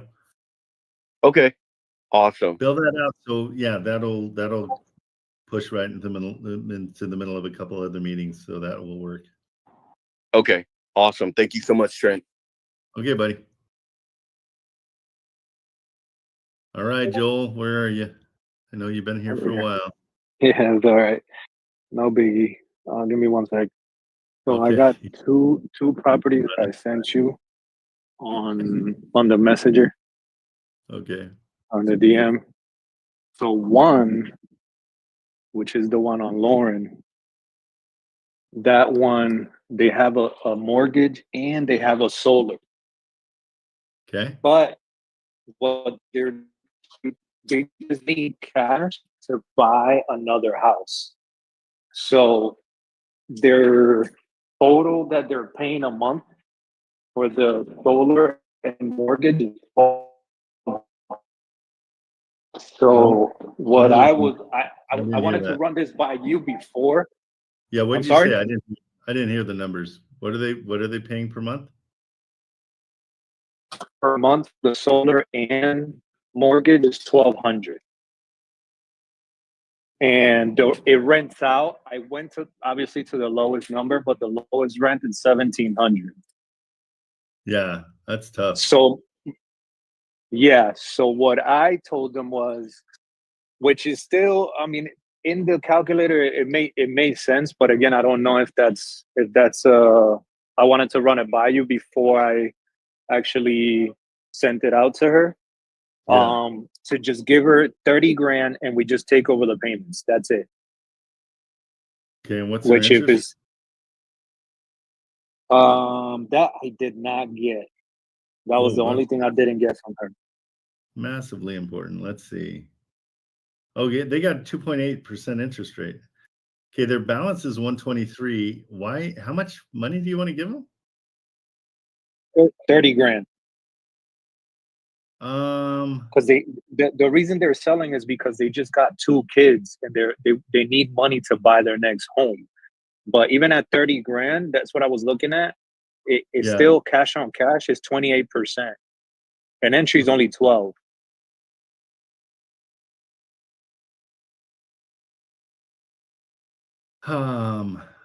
Started it at like 15 and work your way up, but I think you're okay there. Yeah, I did it with 20 down, just to take over the mortgage, and at 20 down is like 40 cash on cash and like 9 entry. Okay. Which I kind of like, that was kind of what I initially told her, but I was like, I have to talk to my mentor. I don't know, I kind of gave her the whole spiel, like, hey, you have a 30? No, I have not. I told her that I was like, maybe we could do 20.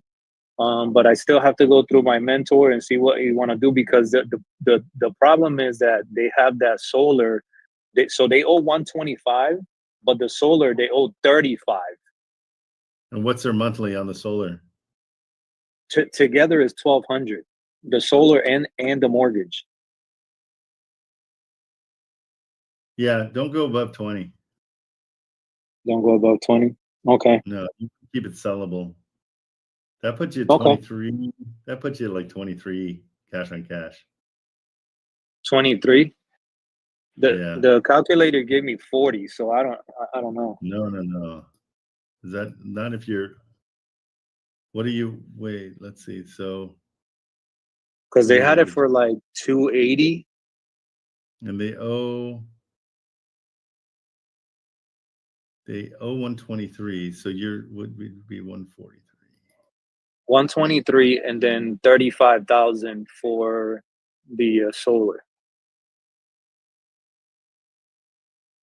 Yeah, I would do 15, just because that solar makes it really hard to sell. Okay, 15. Yeah, just tell them that's the best you can do is 15. You'll still get some good equity. Okay, yeah, because the house still has some equity. I was looking into that, but Deal Machine doesn't really do a lot of the back end stuff. So I was like, I wasn't unsure on their equity and stuff. Right. So, okay, so that's I'll start at 15 and see what they say. Yeah, you could probably go up to 20, but I'd start at 15 for sure. Okay, and then the other one, the Avenue K. That one, I could not find if they had a loan or anything on it. Okay. But on Zillow is 379. I told her, I was like, hey, she gave me the address. I kind of looked at it briefly with her, and I was like, hey, maybe we could get you back to 385, which you originally had it on payments.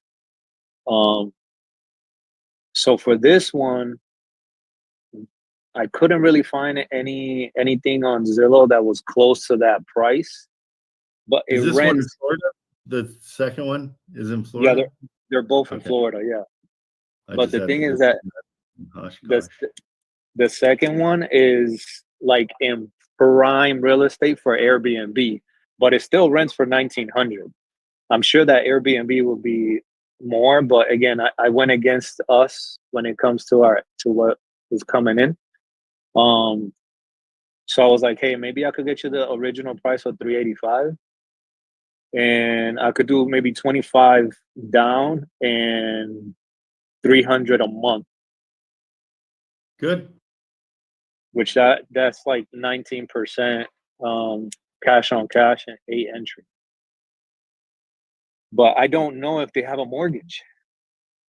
I don't see one. That's what I'm looking for right now. It doesn't look like they do. Okay. Okay. Yeah, let me double check it real quick. But yeah, you're at 300 a month. And what's it rent for? 1,900. Good, perfect. That's really good. That's the lowest number that I found. Well, I found 19 like 70, but I used 19 to bet against us. Perfect. Yeah, no, I'm always doing that. Yeah, give that offer. That's great. At 300 a month, you're good. Okay. You're All right. more than Yeah, good. that's like super prime. Is like close to Orlando. It's like prime area for like Airbnb. Like Airbnb, I'm thinking it could bring like over $3,000. The problem is Airbnb is tough. I mean, Yeah, it really Airbnb is. is tough, but It does well, but if it doesn't rent out the whole month, you can sometimes be way under what you want. Yeah, that's the scary part. But it's so close to Orlando that, I mean, again, I'm not betting on that. I'm just betting on the rent. But I know that if that's whoever good. buys it, that's long-term rent's fine. That works totally well. Good, great job. You're getting this. Okay. You're Awesome. killing. Well done. All right, thank you. Okay, buddy. Get back to work. All right. Yeah. Later. Later. All right, you all right? Mr. Hey, Hernandez. yes, I don't know if you remember I told you about foreclosure that is going to be for Are a you on property. headphones? I can barely hear you. Yes. Yeah, I'm do sorry. it your phone if you can. It's just super Okay, can you muffled. hear me better now? Yeah, that's way better. Thanks. Yes. So I had an auction property that is gonna be done tomorrow. And he had the property under contract already with somebody else, but the other guy backed up already. So he's trying to see if I can make it work for him. Yeah, let's see. So remind me, how much does he owe? Around 200K. I'm gonna send you the address right now. He owes 200K? Yes, but it's worth around 550. But what is he behind? 43,000. Okay. And I just sent you the address right now. Oh, gotcha. Good. Reinstatement 43. Okay. And he loses it tomorrow. Yes. So he has to do something today. Yeah, he does. Big time. Yeah. See how nice it is, though. What got him behind? He didn't really tell me because it was more like an emergency thing that he just called me like last minute. So we didn't really get into it, to be honest. Do we have any interior? I'm sorry? Do we have any interior pictures at all? He didn't send me anything. So what's crazy is that I think I found the guy that was marketing on Facebook, and he has some pictures. But I can ask the guy. You want me to just ask him for some pictures? And Yeah, or send me the Facebook. yeah, that's what I'm trying to find right now. See if I can find it. It might pop up for me.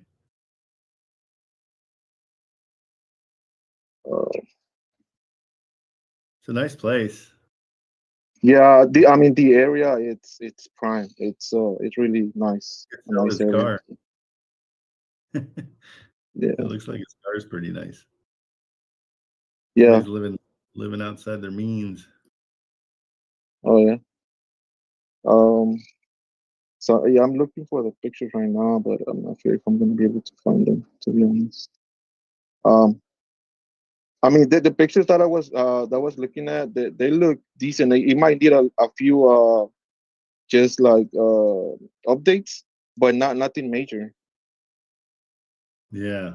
Okay. I mean, if it's in really good shape, it's just we're totally up against the wall. It has to be tomorrow. Yeah. So, so you think we can get it done, or?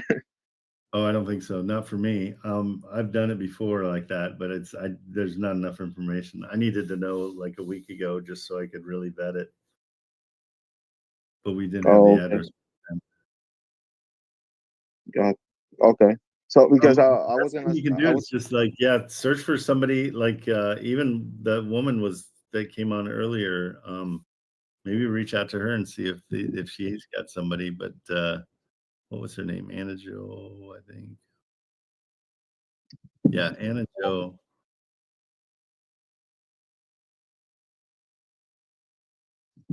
Cool. Yeah, just try. I mean, who knows? Try reaching out to her. I'm gonna put her in the Discord. Anna Jo, if you're here, still reach out to Yari. Let me see. I don't see her here. I wish this did alphabetically. That'd be so much easier.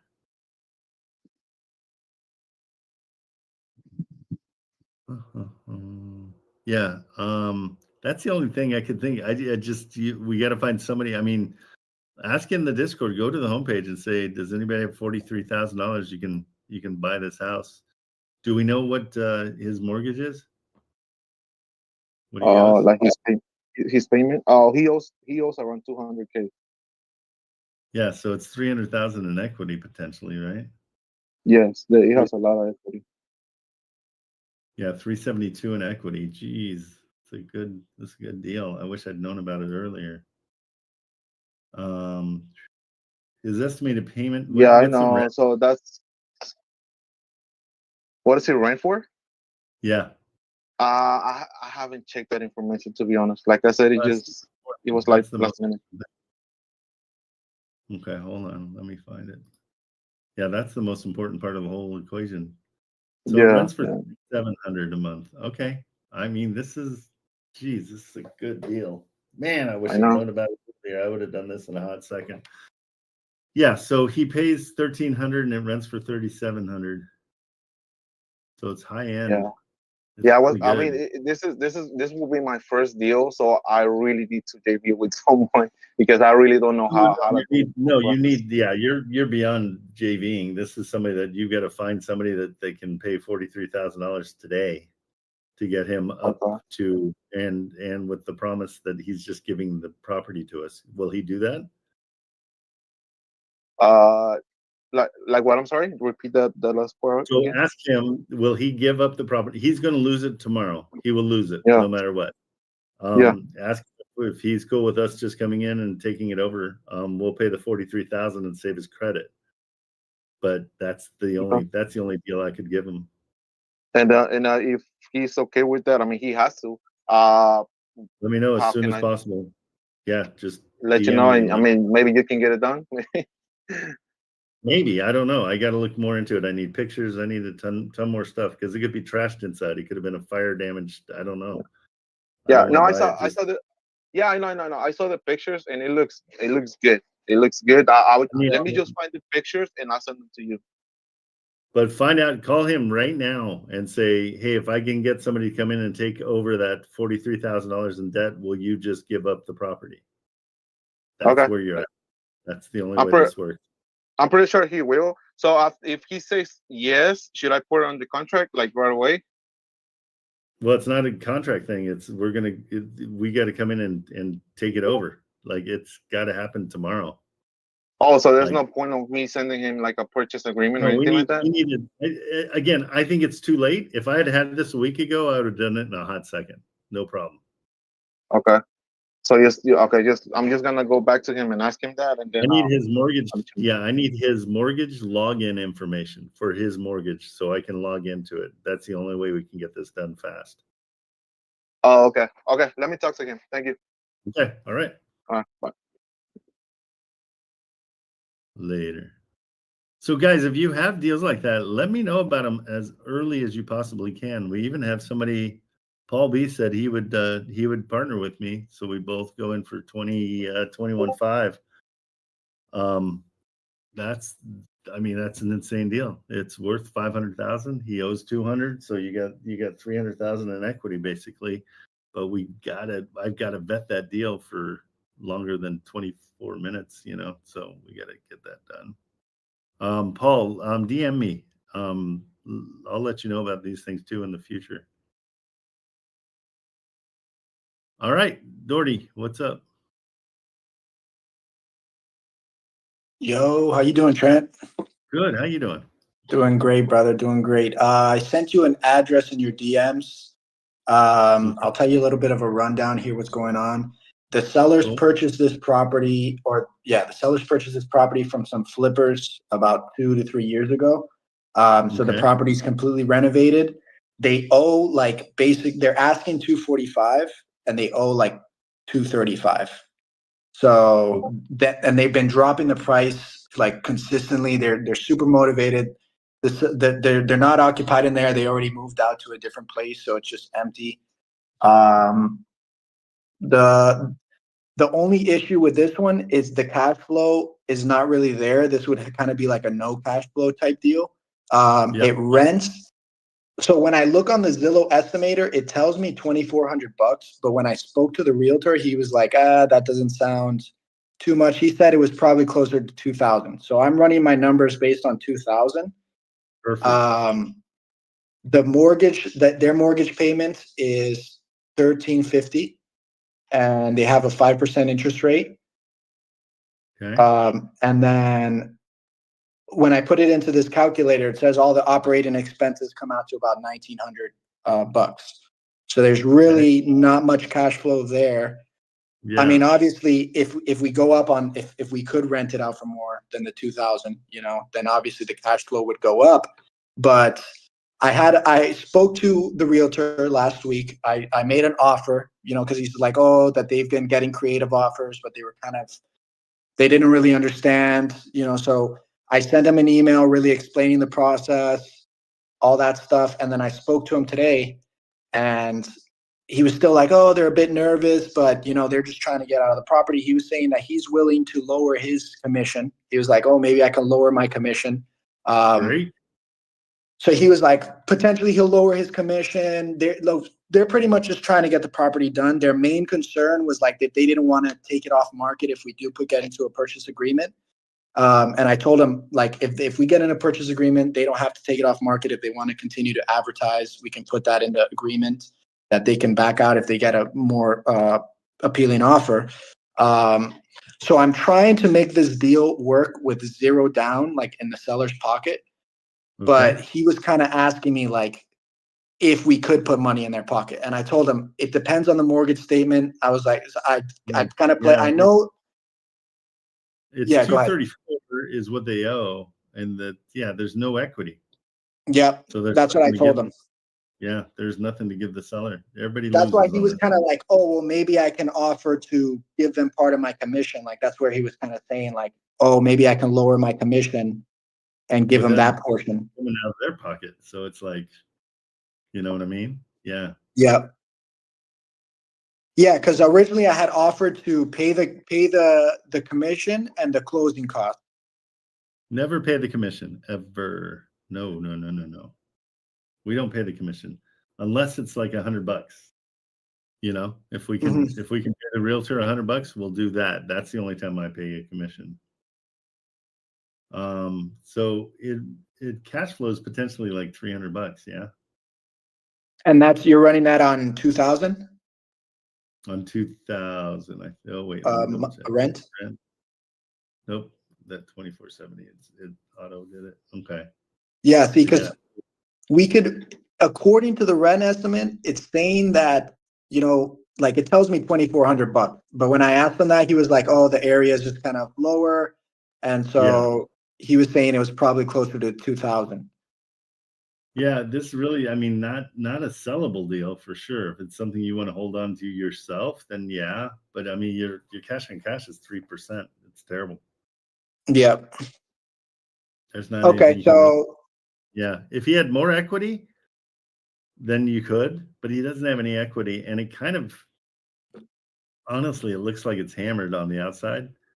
It looks like a scary haunted house, but I don't know if that's the Photoshop that they threw to the sunset Yeah. back there. Yep. Yeah, I mean, the outside, like I said, the outside, just the outside is not as attractive, but the inside was recently renovated. Yeah, So it looks good. The inside looks good, but yeah, it's probably a situation where just you can't even come in and help them because it doesn't cash flow at all. To sell it. All right, bet. So, do you think that I should try to make it happen with like zero down, nothing, or you think it's just gonna like just move on? Even I'm basing that all on zero down. Okay. That is, they don't have any equity, so it's a no-go. All right, bet. Yeah, the realtor was open to it, but he was just kind of like there's kind of nothing trying to understand. It's just they've got nothing. If they had $20,000 or $30,000 in equity, then that'd be something to look at. But without any equity, So I do have situations that are similar like that where they have about $30,000 to $40,000 equity. That's perfect. In those types of situations, what do take we it come over. in and offer? Nothing. You still try to do it with nothing down. Absolutely, because you go in and first of all, their purchase price is probably 20 grand higher than it should be anyhow, because nobody puts their house on for what it's worth. They always put it 20 grand higher. You figure, and then you walk around and you see what the repairs are that are needed. That 30 grand gets eaten up really fast with repairs, with all that stuff. It gets eaten up, and so like with the closing costs, and so. I always start with nothing, but if it cash flows, a ton, if it rents really well, those are all factors you want to bring into it. Okay, gotcha. So those are all reasons why you would be able to come and put more down if it was cash flowing more. Okay, gotcha. Yeah. All right, cool. Yeah, for me, it's just kind of, I'm having a difficult time more so when I'm speaking to the realtors, or if the owners kind of have a set, like they're like, oh, they have 50,000 in equity, so they're expecting to make 50,000. And that's what is kind of like that pitch to come in and be like, okay, you want to make 50,000, but I can offer you nothing. I don't know, it's kind of hard. Well, no. The way you frame it is you say, well, I mean, look, the carpet needs to be replaced, and it looks like the roof is going to need stuff. You eat away at that equity that they have. Closing costs are about $5,000.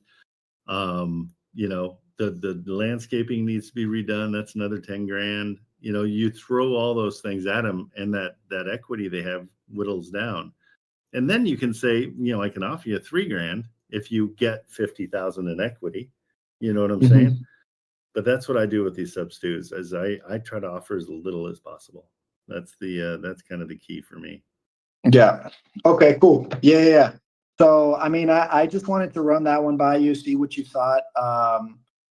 Because so far out of the ones that I called, that was kind of like the one that was, mostly open to it.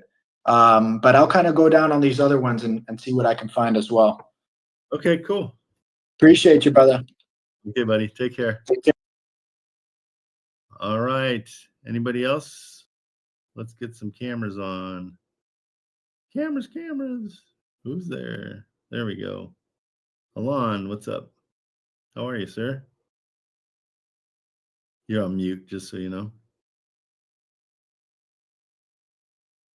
Okay, I'll bring you up if you don't have a. Good. Now I can hear you.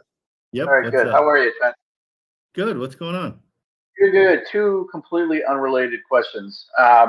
So I heard you say earlier that to put a sub-2 in the envelope of a trust is about a $4,000 proposition. Correct. And who really pays for that? Because that's a pretty usually big we ticket do. item.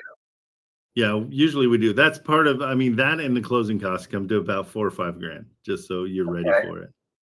And who does that? Like, assuming if we're doing a deal outside of Buy Box Cartel, and we find a buyer for a deal outside of, like, who normally does that? Excellent. I've got somebody that works for Richard, but she's also she started her own thing. with Richard's approval. So I'll put her name in the chat. Her name's Lexi Ledoux, and Okay. she's Now, is that a cost that's normally borne by the buyer, or like who by the pays for buyer. that? Yep, By the usually the buyer. buyer. Yeah, usually that's Okay. one of the incentives we do. So we had a house last week that it was like 78,000, and I talked her down to 71 by saying that I'd handle the closing costs, and so Okay. she was pretty happy about that. So it's a good incentivizer. Yep. And so, What was? hey Marilyn, Yeah. Marilyn, did you put Lexi's info into the chat? That's approved by Richard, so that's okay. There she is. And everybody, anybody that just grab Lexi's info and keep it, because just keep it someplace safe. Put it in your phone, because she's excellent, and there's gonna be a day you need her, and she makes everything super simple. Okay. Okay. What else? Yeah. The second question, unrelated, was where do we find out the information? Like if we're putting it, if we're doing the acquiring and we're doing the dispo on our own outside of Buy Box Cartel, like where are all the steps, like all the paperwork that we need? Like I know That's where all the Lexi. document is. Is there anything that says, okay, first thing you need a JV agreement, or you need a PSA with the verbiage that says, here's the assignment instructions. Now, I don't know if there is 3 anything in there, because they're looking forward to you going through their dispo. They want you to dispo through them. So I get that.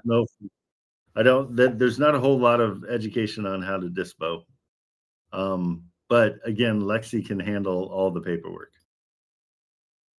Even if we're dispoing outside of BBC? Uh-huh.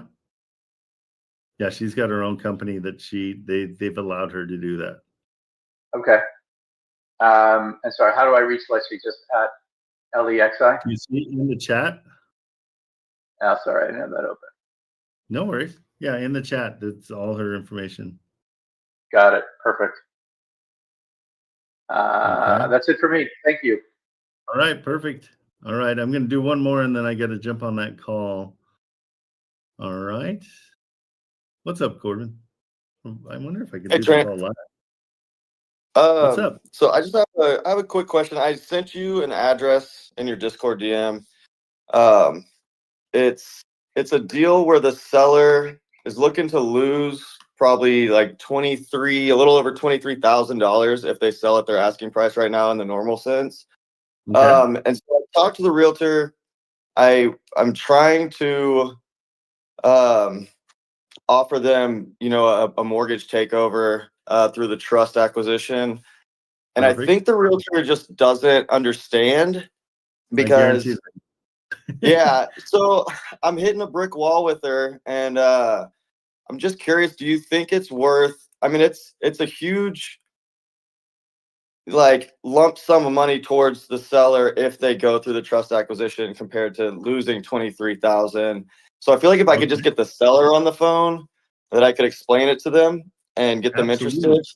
So how do I do that? Like, I've heard of skip tracing, but I have no idea of how to go about finding the seller's phone number. Like, let's be nice to the realtor to start, and just be Right. like, hey, can I help you through this? And let's call call your seller directly, and we'll do a 3-way call, and I'll explain it, and you can be there for it. Okay. Yeah, because otherwise then they get all upset. Yeah. Okay. So definitely don't like try to step over the realtor and find the seller on my Then own. you've got But somebody working against try you. to go Yeah. try to go through the realtor, see if they're willing to just take a call. Yeah, exactly. Yeah, because Okay. otherwise, yeah, they'll be not helpful at all. Yeah, I mean, so far the realtor, her explanation is basically like she says she told the seller about my deal, but the seller just wants to be done with the mortgage altogether. I guess this house or this condo has been kind of a headache for her, so she's just trying to get away from it. But I mean, who would turn down, that big of a difference in either losing 23,000 or putting some cash in your pocket, So I feel like if I can just talk to her. That's what I'm trying to understand is what's your motivation to just losing it? I don't know. I don't know. I don't know if there was like a divorce or something and she just wants to be done with the property. I'm not really sure. The realtor has basically just said she wants to get out from under this mortgage and be done with it. And apparently she's willing to lose, close to $25,000 to lose it. So I don't know.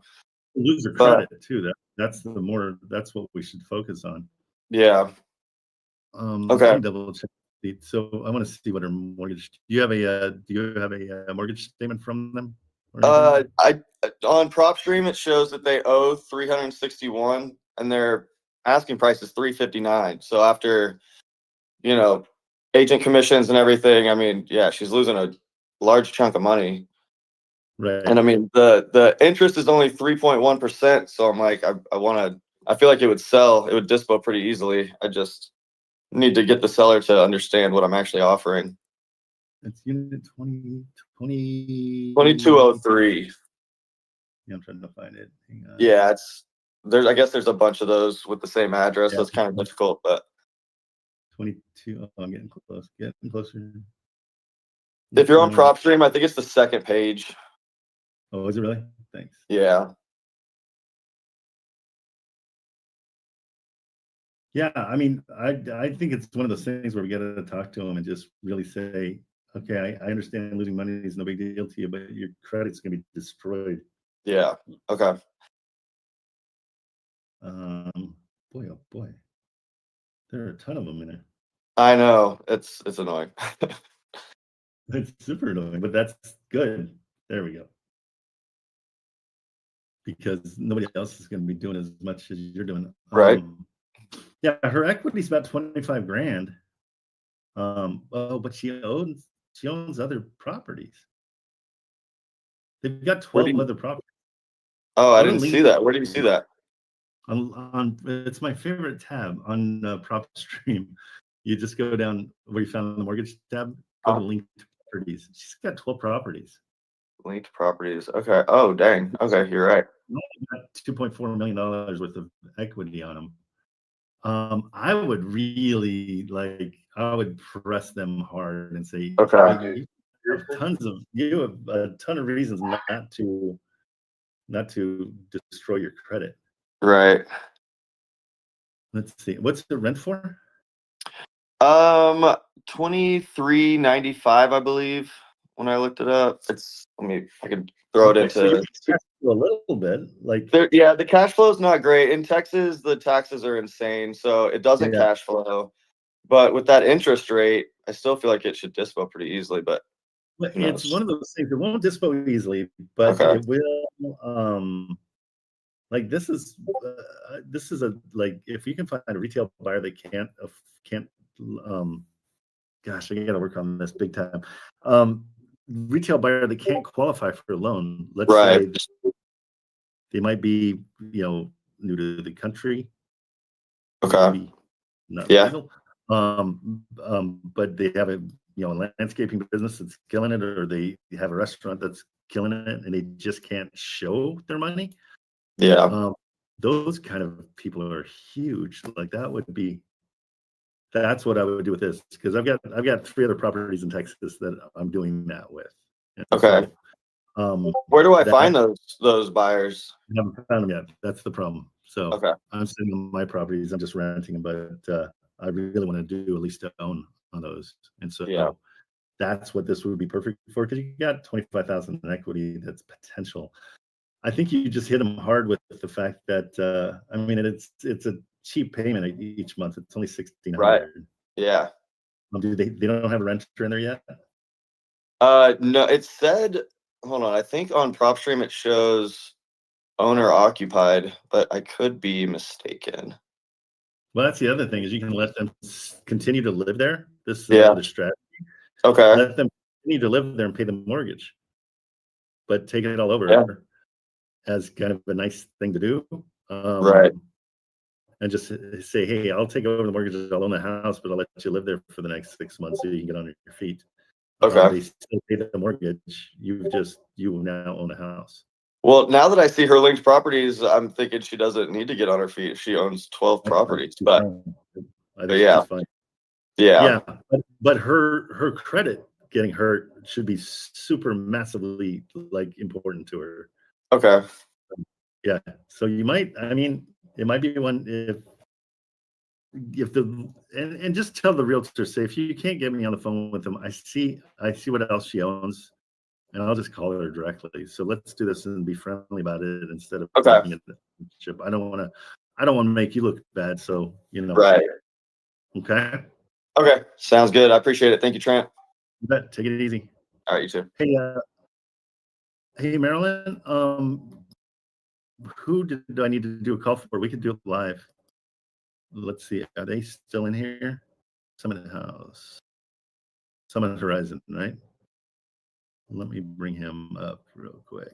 Hang on just 1 second, guys. He needs me to make a phone call for him. But let me see if he's still in the we'll make it live so you guys can hear it.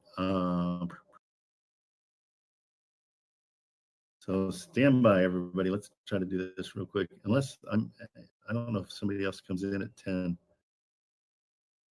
And if so, I'll just jump off. Hang on, I gotta check this schedule. Mondays, nobody. Okay, so nobody till 12. I'll stick around. Marilyn, if you can get him back up on stage, we'll make a phone call to his, or if he wants to call me, you can give him my phone number. We'll just do his call real quick because the realtor's ready right now. Is that what you're telling me? Hang on 2 seconds. Oh, I see. We're doing a Zoom call. Okay, guys, let me do this real quick. I'll see if you guys can hear any of it. I'll try to put it on my iPad so you guys can hear it. So stand by. Stand by.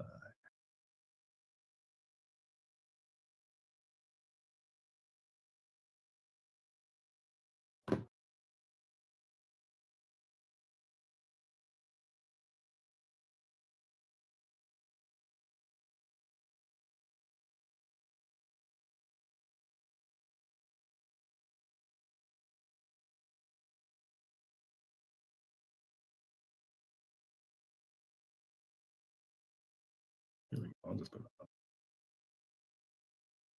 Hang tight.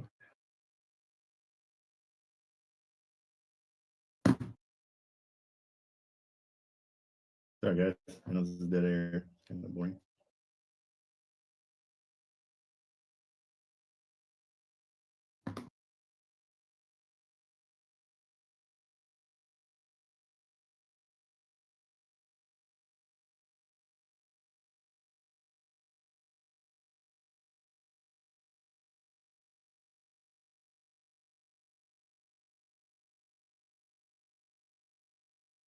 Okay, let's see if this meeting launches.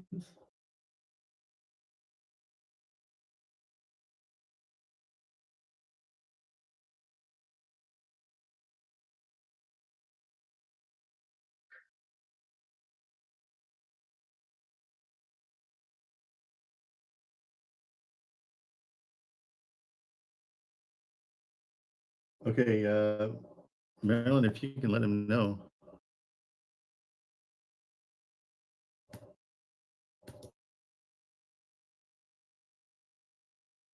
See if this works. Stand by, guys.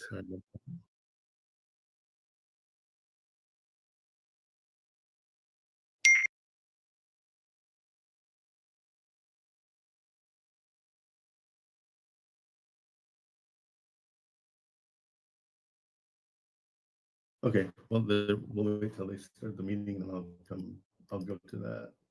They're not starting the meeting. All right, let's see who's next. Toy, did I see you there for a second? Dude, I'm not eating ramen noodles over here, brother. We'll take a. Yeah, I can handle it. There we go. That was me. How you doing? What's going on? I had a quick question about I'm in the trust acquisition. I have a house that I want you to look at, and I can message you the address. Yeah, send it over. Okay, hold on. Let me see. Now I think I'm supposed to hit your face. Don't hit my face. Yeah, right. Right to my face.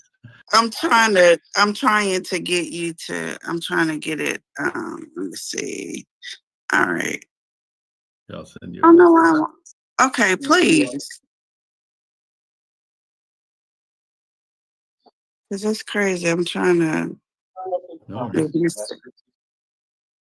Hey, Alon, can you turn off your mic? Okay, hold on, Trent. Here we go. Let me message you. Okay, I got it. Let me message you this is the address. 94. Okay.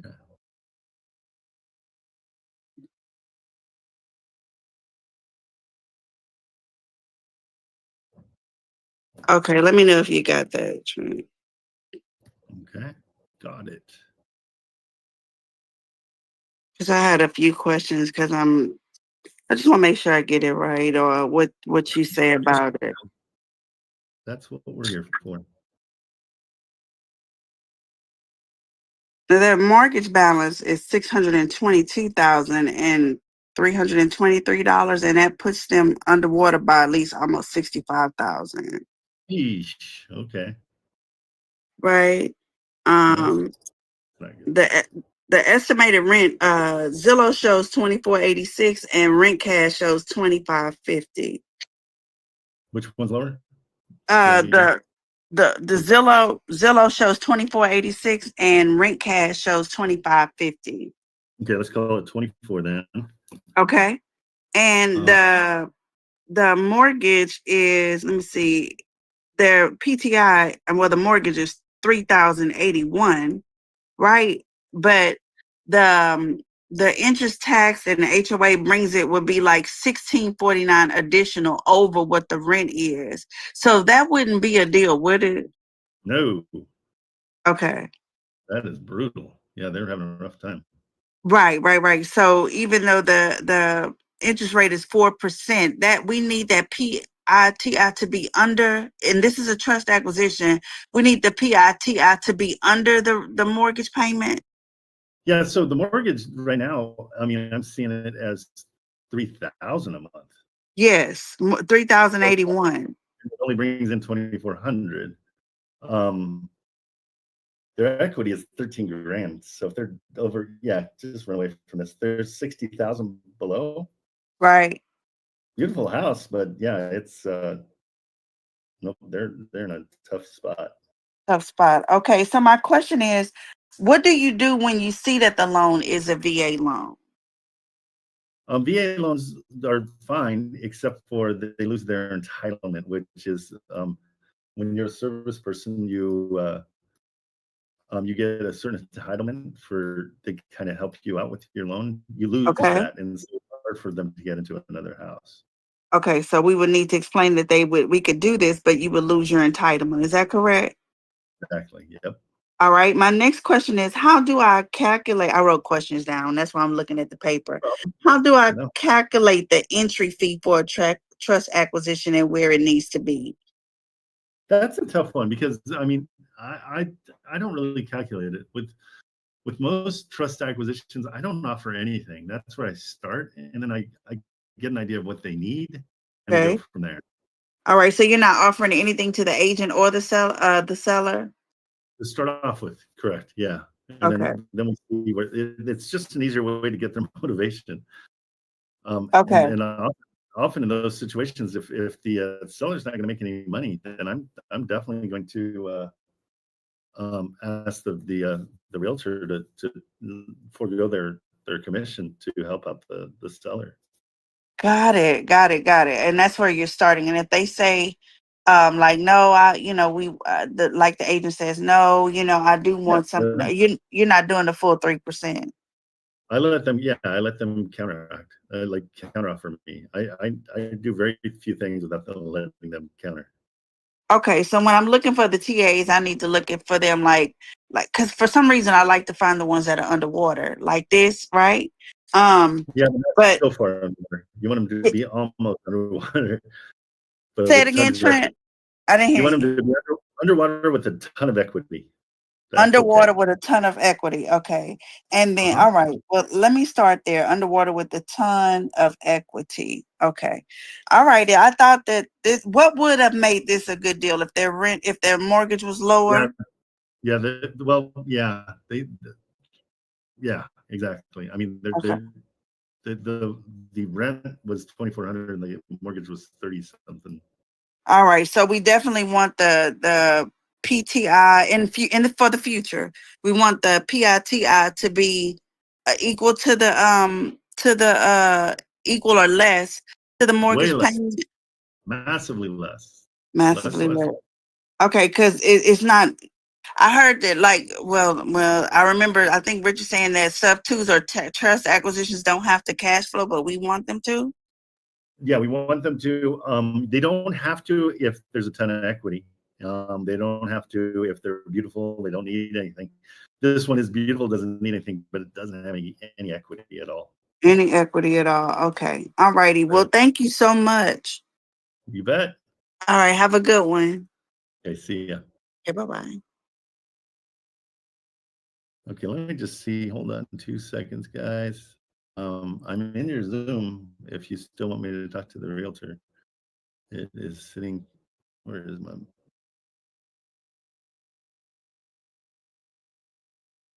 Okay, Summit, I'm bringing you up. We gotta figure this out. Am I doing a call or no? Come on up here.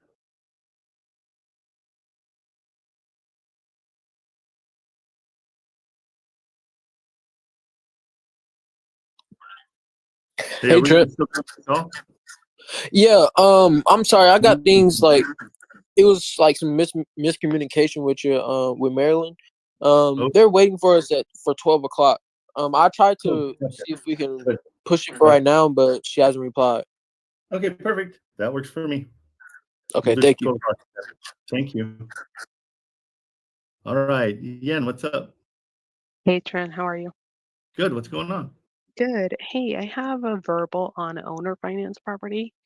I sent you the address to your DM. I went ahead with the offer that Buy Box gave me. I wanted it for you to look at them and to see if maybe they were good numbers. All right, let me see. More than likely, they're super high because Buy Box gives you really high numbers, and so let me see what we can do. Let me look it up real quick.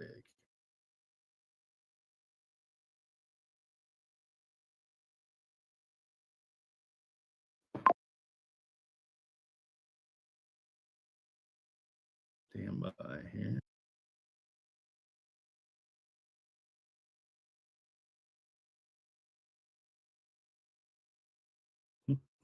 Okay, so tell me what the rents are here. So the rents are $24.30. Okay, 2430, and this is zoned out, right? There's no mortgage. No mortgage. Perfect. And so, what is your plan? Are you thinking of seller finance here? Yes, she's open to seller finance. Initially, let me pull up I sent her the offer via email. Okay, you already made an offer? I just sent her like an offer. The purchase price from Buybox was $475,104. Monthly payments to the owner 11125. Down payment $36.57. Yeah, so high. It's so high because I mean, it's just dang it. It frustrates me so much because I don't know how to. Yeah, it's just super high. So what I would have done, just so you know, a down payment was probably my down payment would have been 20K down. What did they suggest? 36,000. How much? 36. 36. Mm-hmm. And their price was 470. 472, and she's asking 429. Okay. I got 424, but she's asking 429. Yeah, 424. Yeah. Oh, 424. Okay. And then I figured you said it's 2430 for the rent. Rents. So that for me puts it around a $600 um price per month that we pay him. And you Okay. said And they then said for, less than 5? yeah, So 1,125. yeah, and so I'm like about half that. Okay. And then do you have any balloons on this or just the 30 years? If they don't suggest a balloon, I don't suggest one because we want it to be as long as possible. But I like to go 10 years. Okay. And 0% interest. Yeah. So Yeah, I didn't give her a balloon. okay. So buy boxes numbers are the very tip top that you can do, and more times than not, it's not sellable. And so that's where it's kind of hard. Mm-hmm. And so what I suggest in this situation is calling back and say you were doing numbers for a different property and you got it mixed up, and just apologize and tell her you're an idiot and you hate life. And yeah, no, you Yeah, just we have a property also looking for a buyer in Colorado Springs. But we were trying to find a buyer before we went into contract. But great. the entry fee is 20. I think it's Richard has it at 25K. But we're trying Yeah, to find a buyer first. Do you want to take a look at it? sure. That yeah, finding a buyer first is great. That's if you can do that, then you just plug and play. Yeah, it's because it was gonna be like a mortgage takeover, no hybrid, no balloon, no anything, just taking it over. Okay. But the mortgage payment was like 4,500 a month, and then she had it on short-term rental, but now she can't have the permit for it. So Wait, you're not allowed to rent? not the short term. We are allowed to rent regularly, but not the short term. What's the regular? What's the price? What's the Regular rental? rent is 2,800. Yeah, that's not a deal. Your mortgage is 45. Yeah. So what Right. Richard was trying to do was find a person who would live in it, basically. Yeah, finding a retail buyer is the dream. I would love to have retail buyers. I would love to figure out a way to get just a list of retail buyers. But yeah, for now we don't have that. Okay. So that's Yeah, I had a retail buyer on my first deal. I had the seller and the buyer. It that's worked out great. pretty nice. Yeah. Yeah, So I might just connect with other people. that's your best bet. Nice. Thank you so much, Trent. It's always All right, nice to see buddy. you. Good to see you too. Take care. Bye. Okay, guys. Let's see. Oh, where are we? You know what? Let's push through a little longer. You guys want me to hang out for a little bit longer? Let's see who's on stage. Oh yeah, we got a lot of people. I'll bring you guys all up and then we'll go through you guys and then I'll take off and try to make these calls for everybody.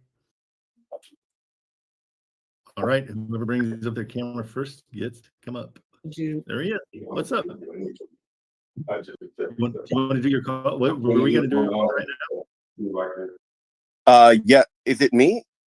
I can't remember. Yeah, it's me. Yeah. Okay. If you don't mind, I'd No love problem. that, Trent. Yeah, let's do it. Remind me because I'm not too bright. I just sent you a DM, and his number's in there. Okay, cool. Let's I'll tell you what, are you on an iPhone? I am. Okay. Let's establish us first and then either you or I can bring him in. Do you have your number in here? My number is not in there. I can send you my number real quick. Yeah, I have two. Let me send you my other number. And I don't see his number. Oh, there it is. Yeah, I see it. That's Matt. Yeah.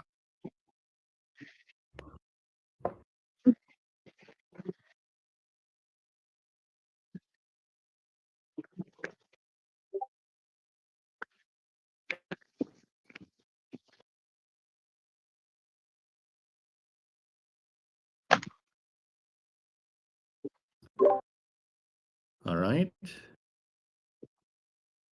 Let's see here. There we go.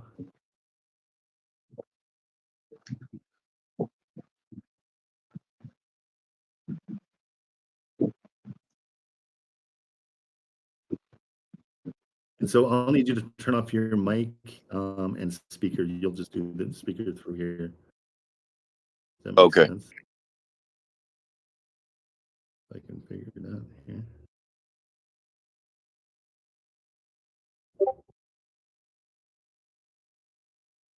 Why did that go away?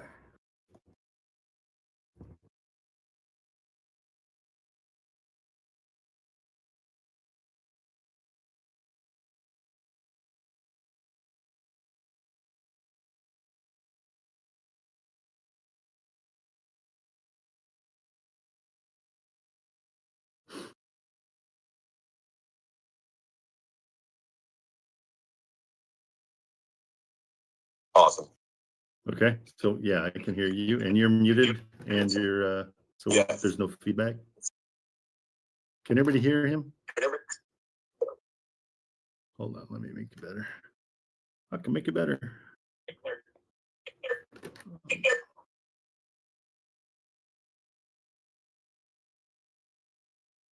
Percent connected to Trent's MacBook Pro 2019 and Trent's MacBook Pro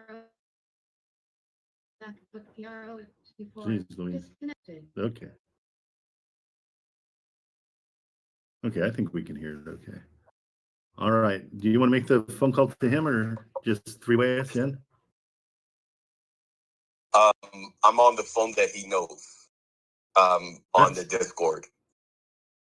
That's fine. So okay. Wait, tell me why that would matter.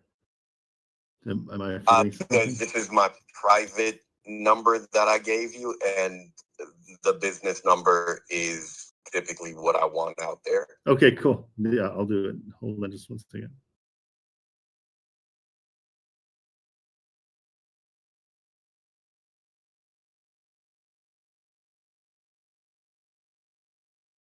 Sorry. No problem. I'm just trying to figure out how to do it on my iPad. I don't know if I can. It gets funky.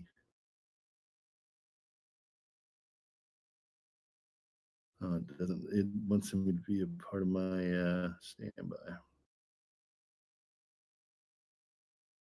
If not, I could hop on the live and give you a call back. And Yeah, let's do that. Call me right back. You got my number? Yeah. Yeah, go and do that and just call me right back. All right. Maybe I can get the standby, guys. Sorry.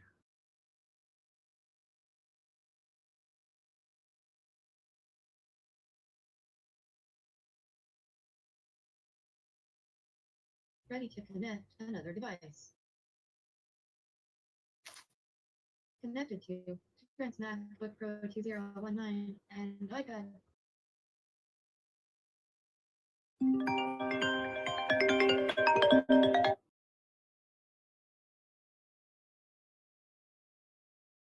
Okay. Is that you? Awesome. Okay. Stand by. Let me give him a call. Okay. And you're still on? Are you still on the Discord? I'm not. I was on the Discord with this phone. Oh, gotcha. So I'm okay. Yeah. All right, guys. You're gonna hear our thing. Hey, tell me what remind me that our strategy here. What's going on? Oh yeah. So I sent in an all cash offer via text to him of 300K, and we're explaining to him the 500K seller finance, divorce kind of situation. The woman does not want to. She wants all cash. She doesn't want to receive. Right, and we're going to do 500 each, correct? Yeah. With a 12K each. Got it. Okay. The down payment. No. Yeah. 12K each down payment. 500 down each. Payment. Okay. Yeah, 500 each monthly. He'll definitely say yes to 12K a month for sure. That'd be a lot. Okay, yeah, let's talk to him. And this is the owner. Is this the owner or the realtor? This is the realtor. Okay. He doesn't know how to explain this to the owner, and he doesn't know too much about seller financing. So yeah, I just wanted to give him a quick call to review that. Okay, yeah, we'll help him out. Alrighty.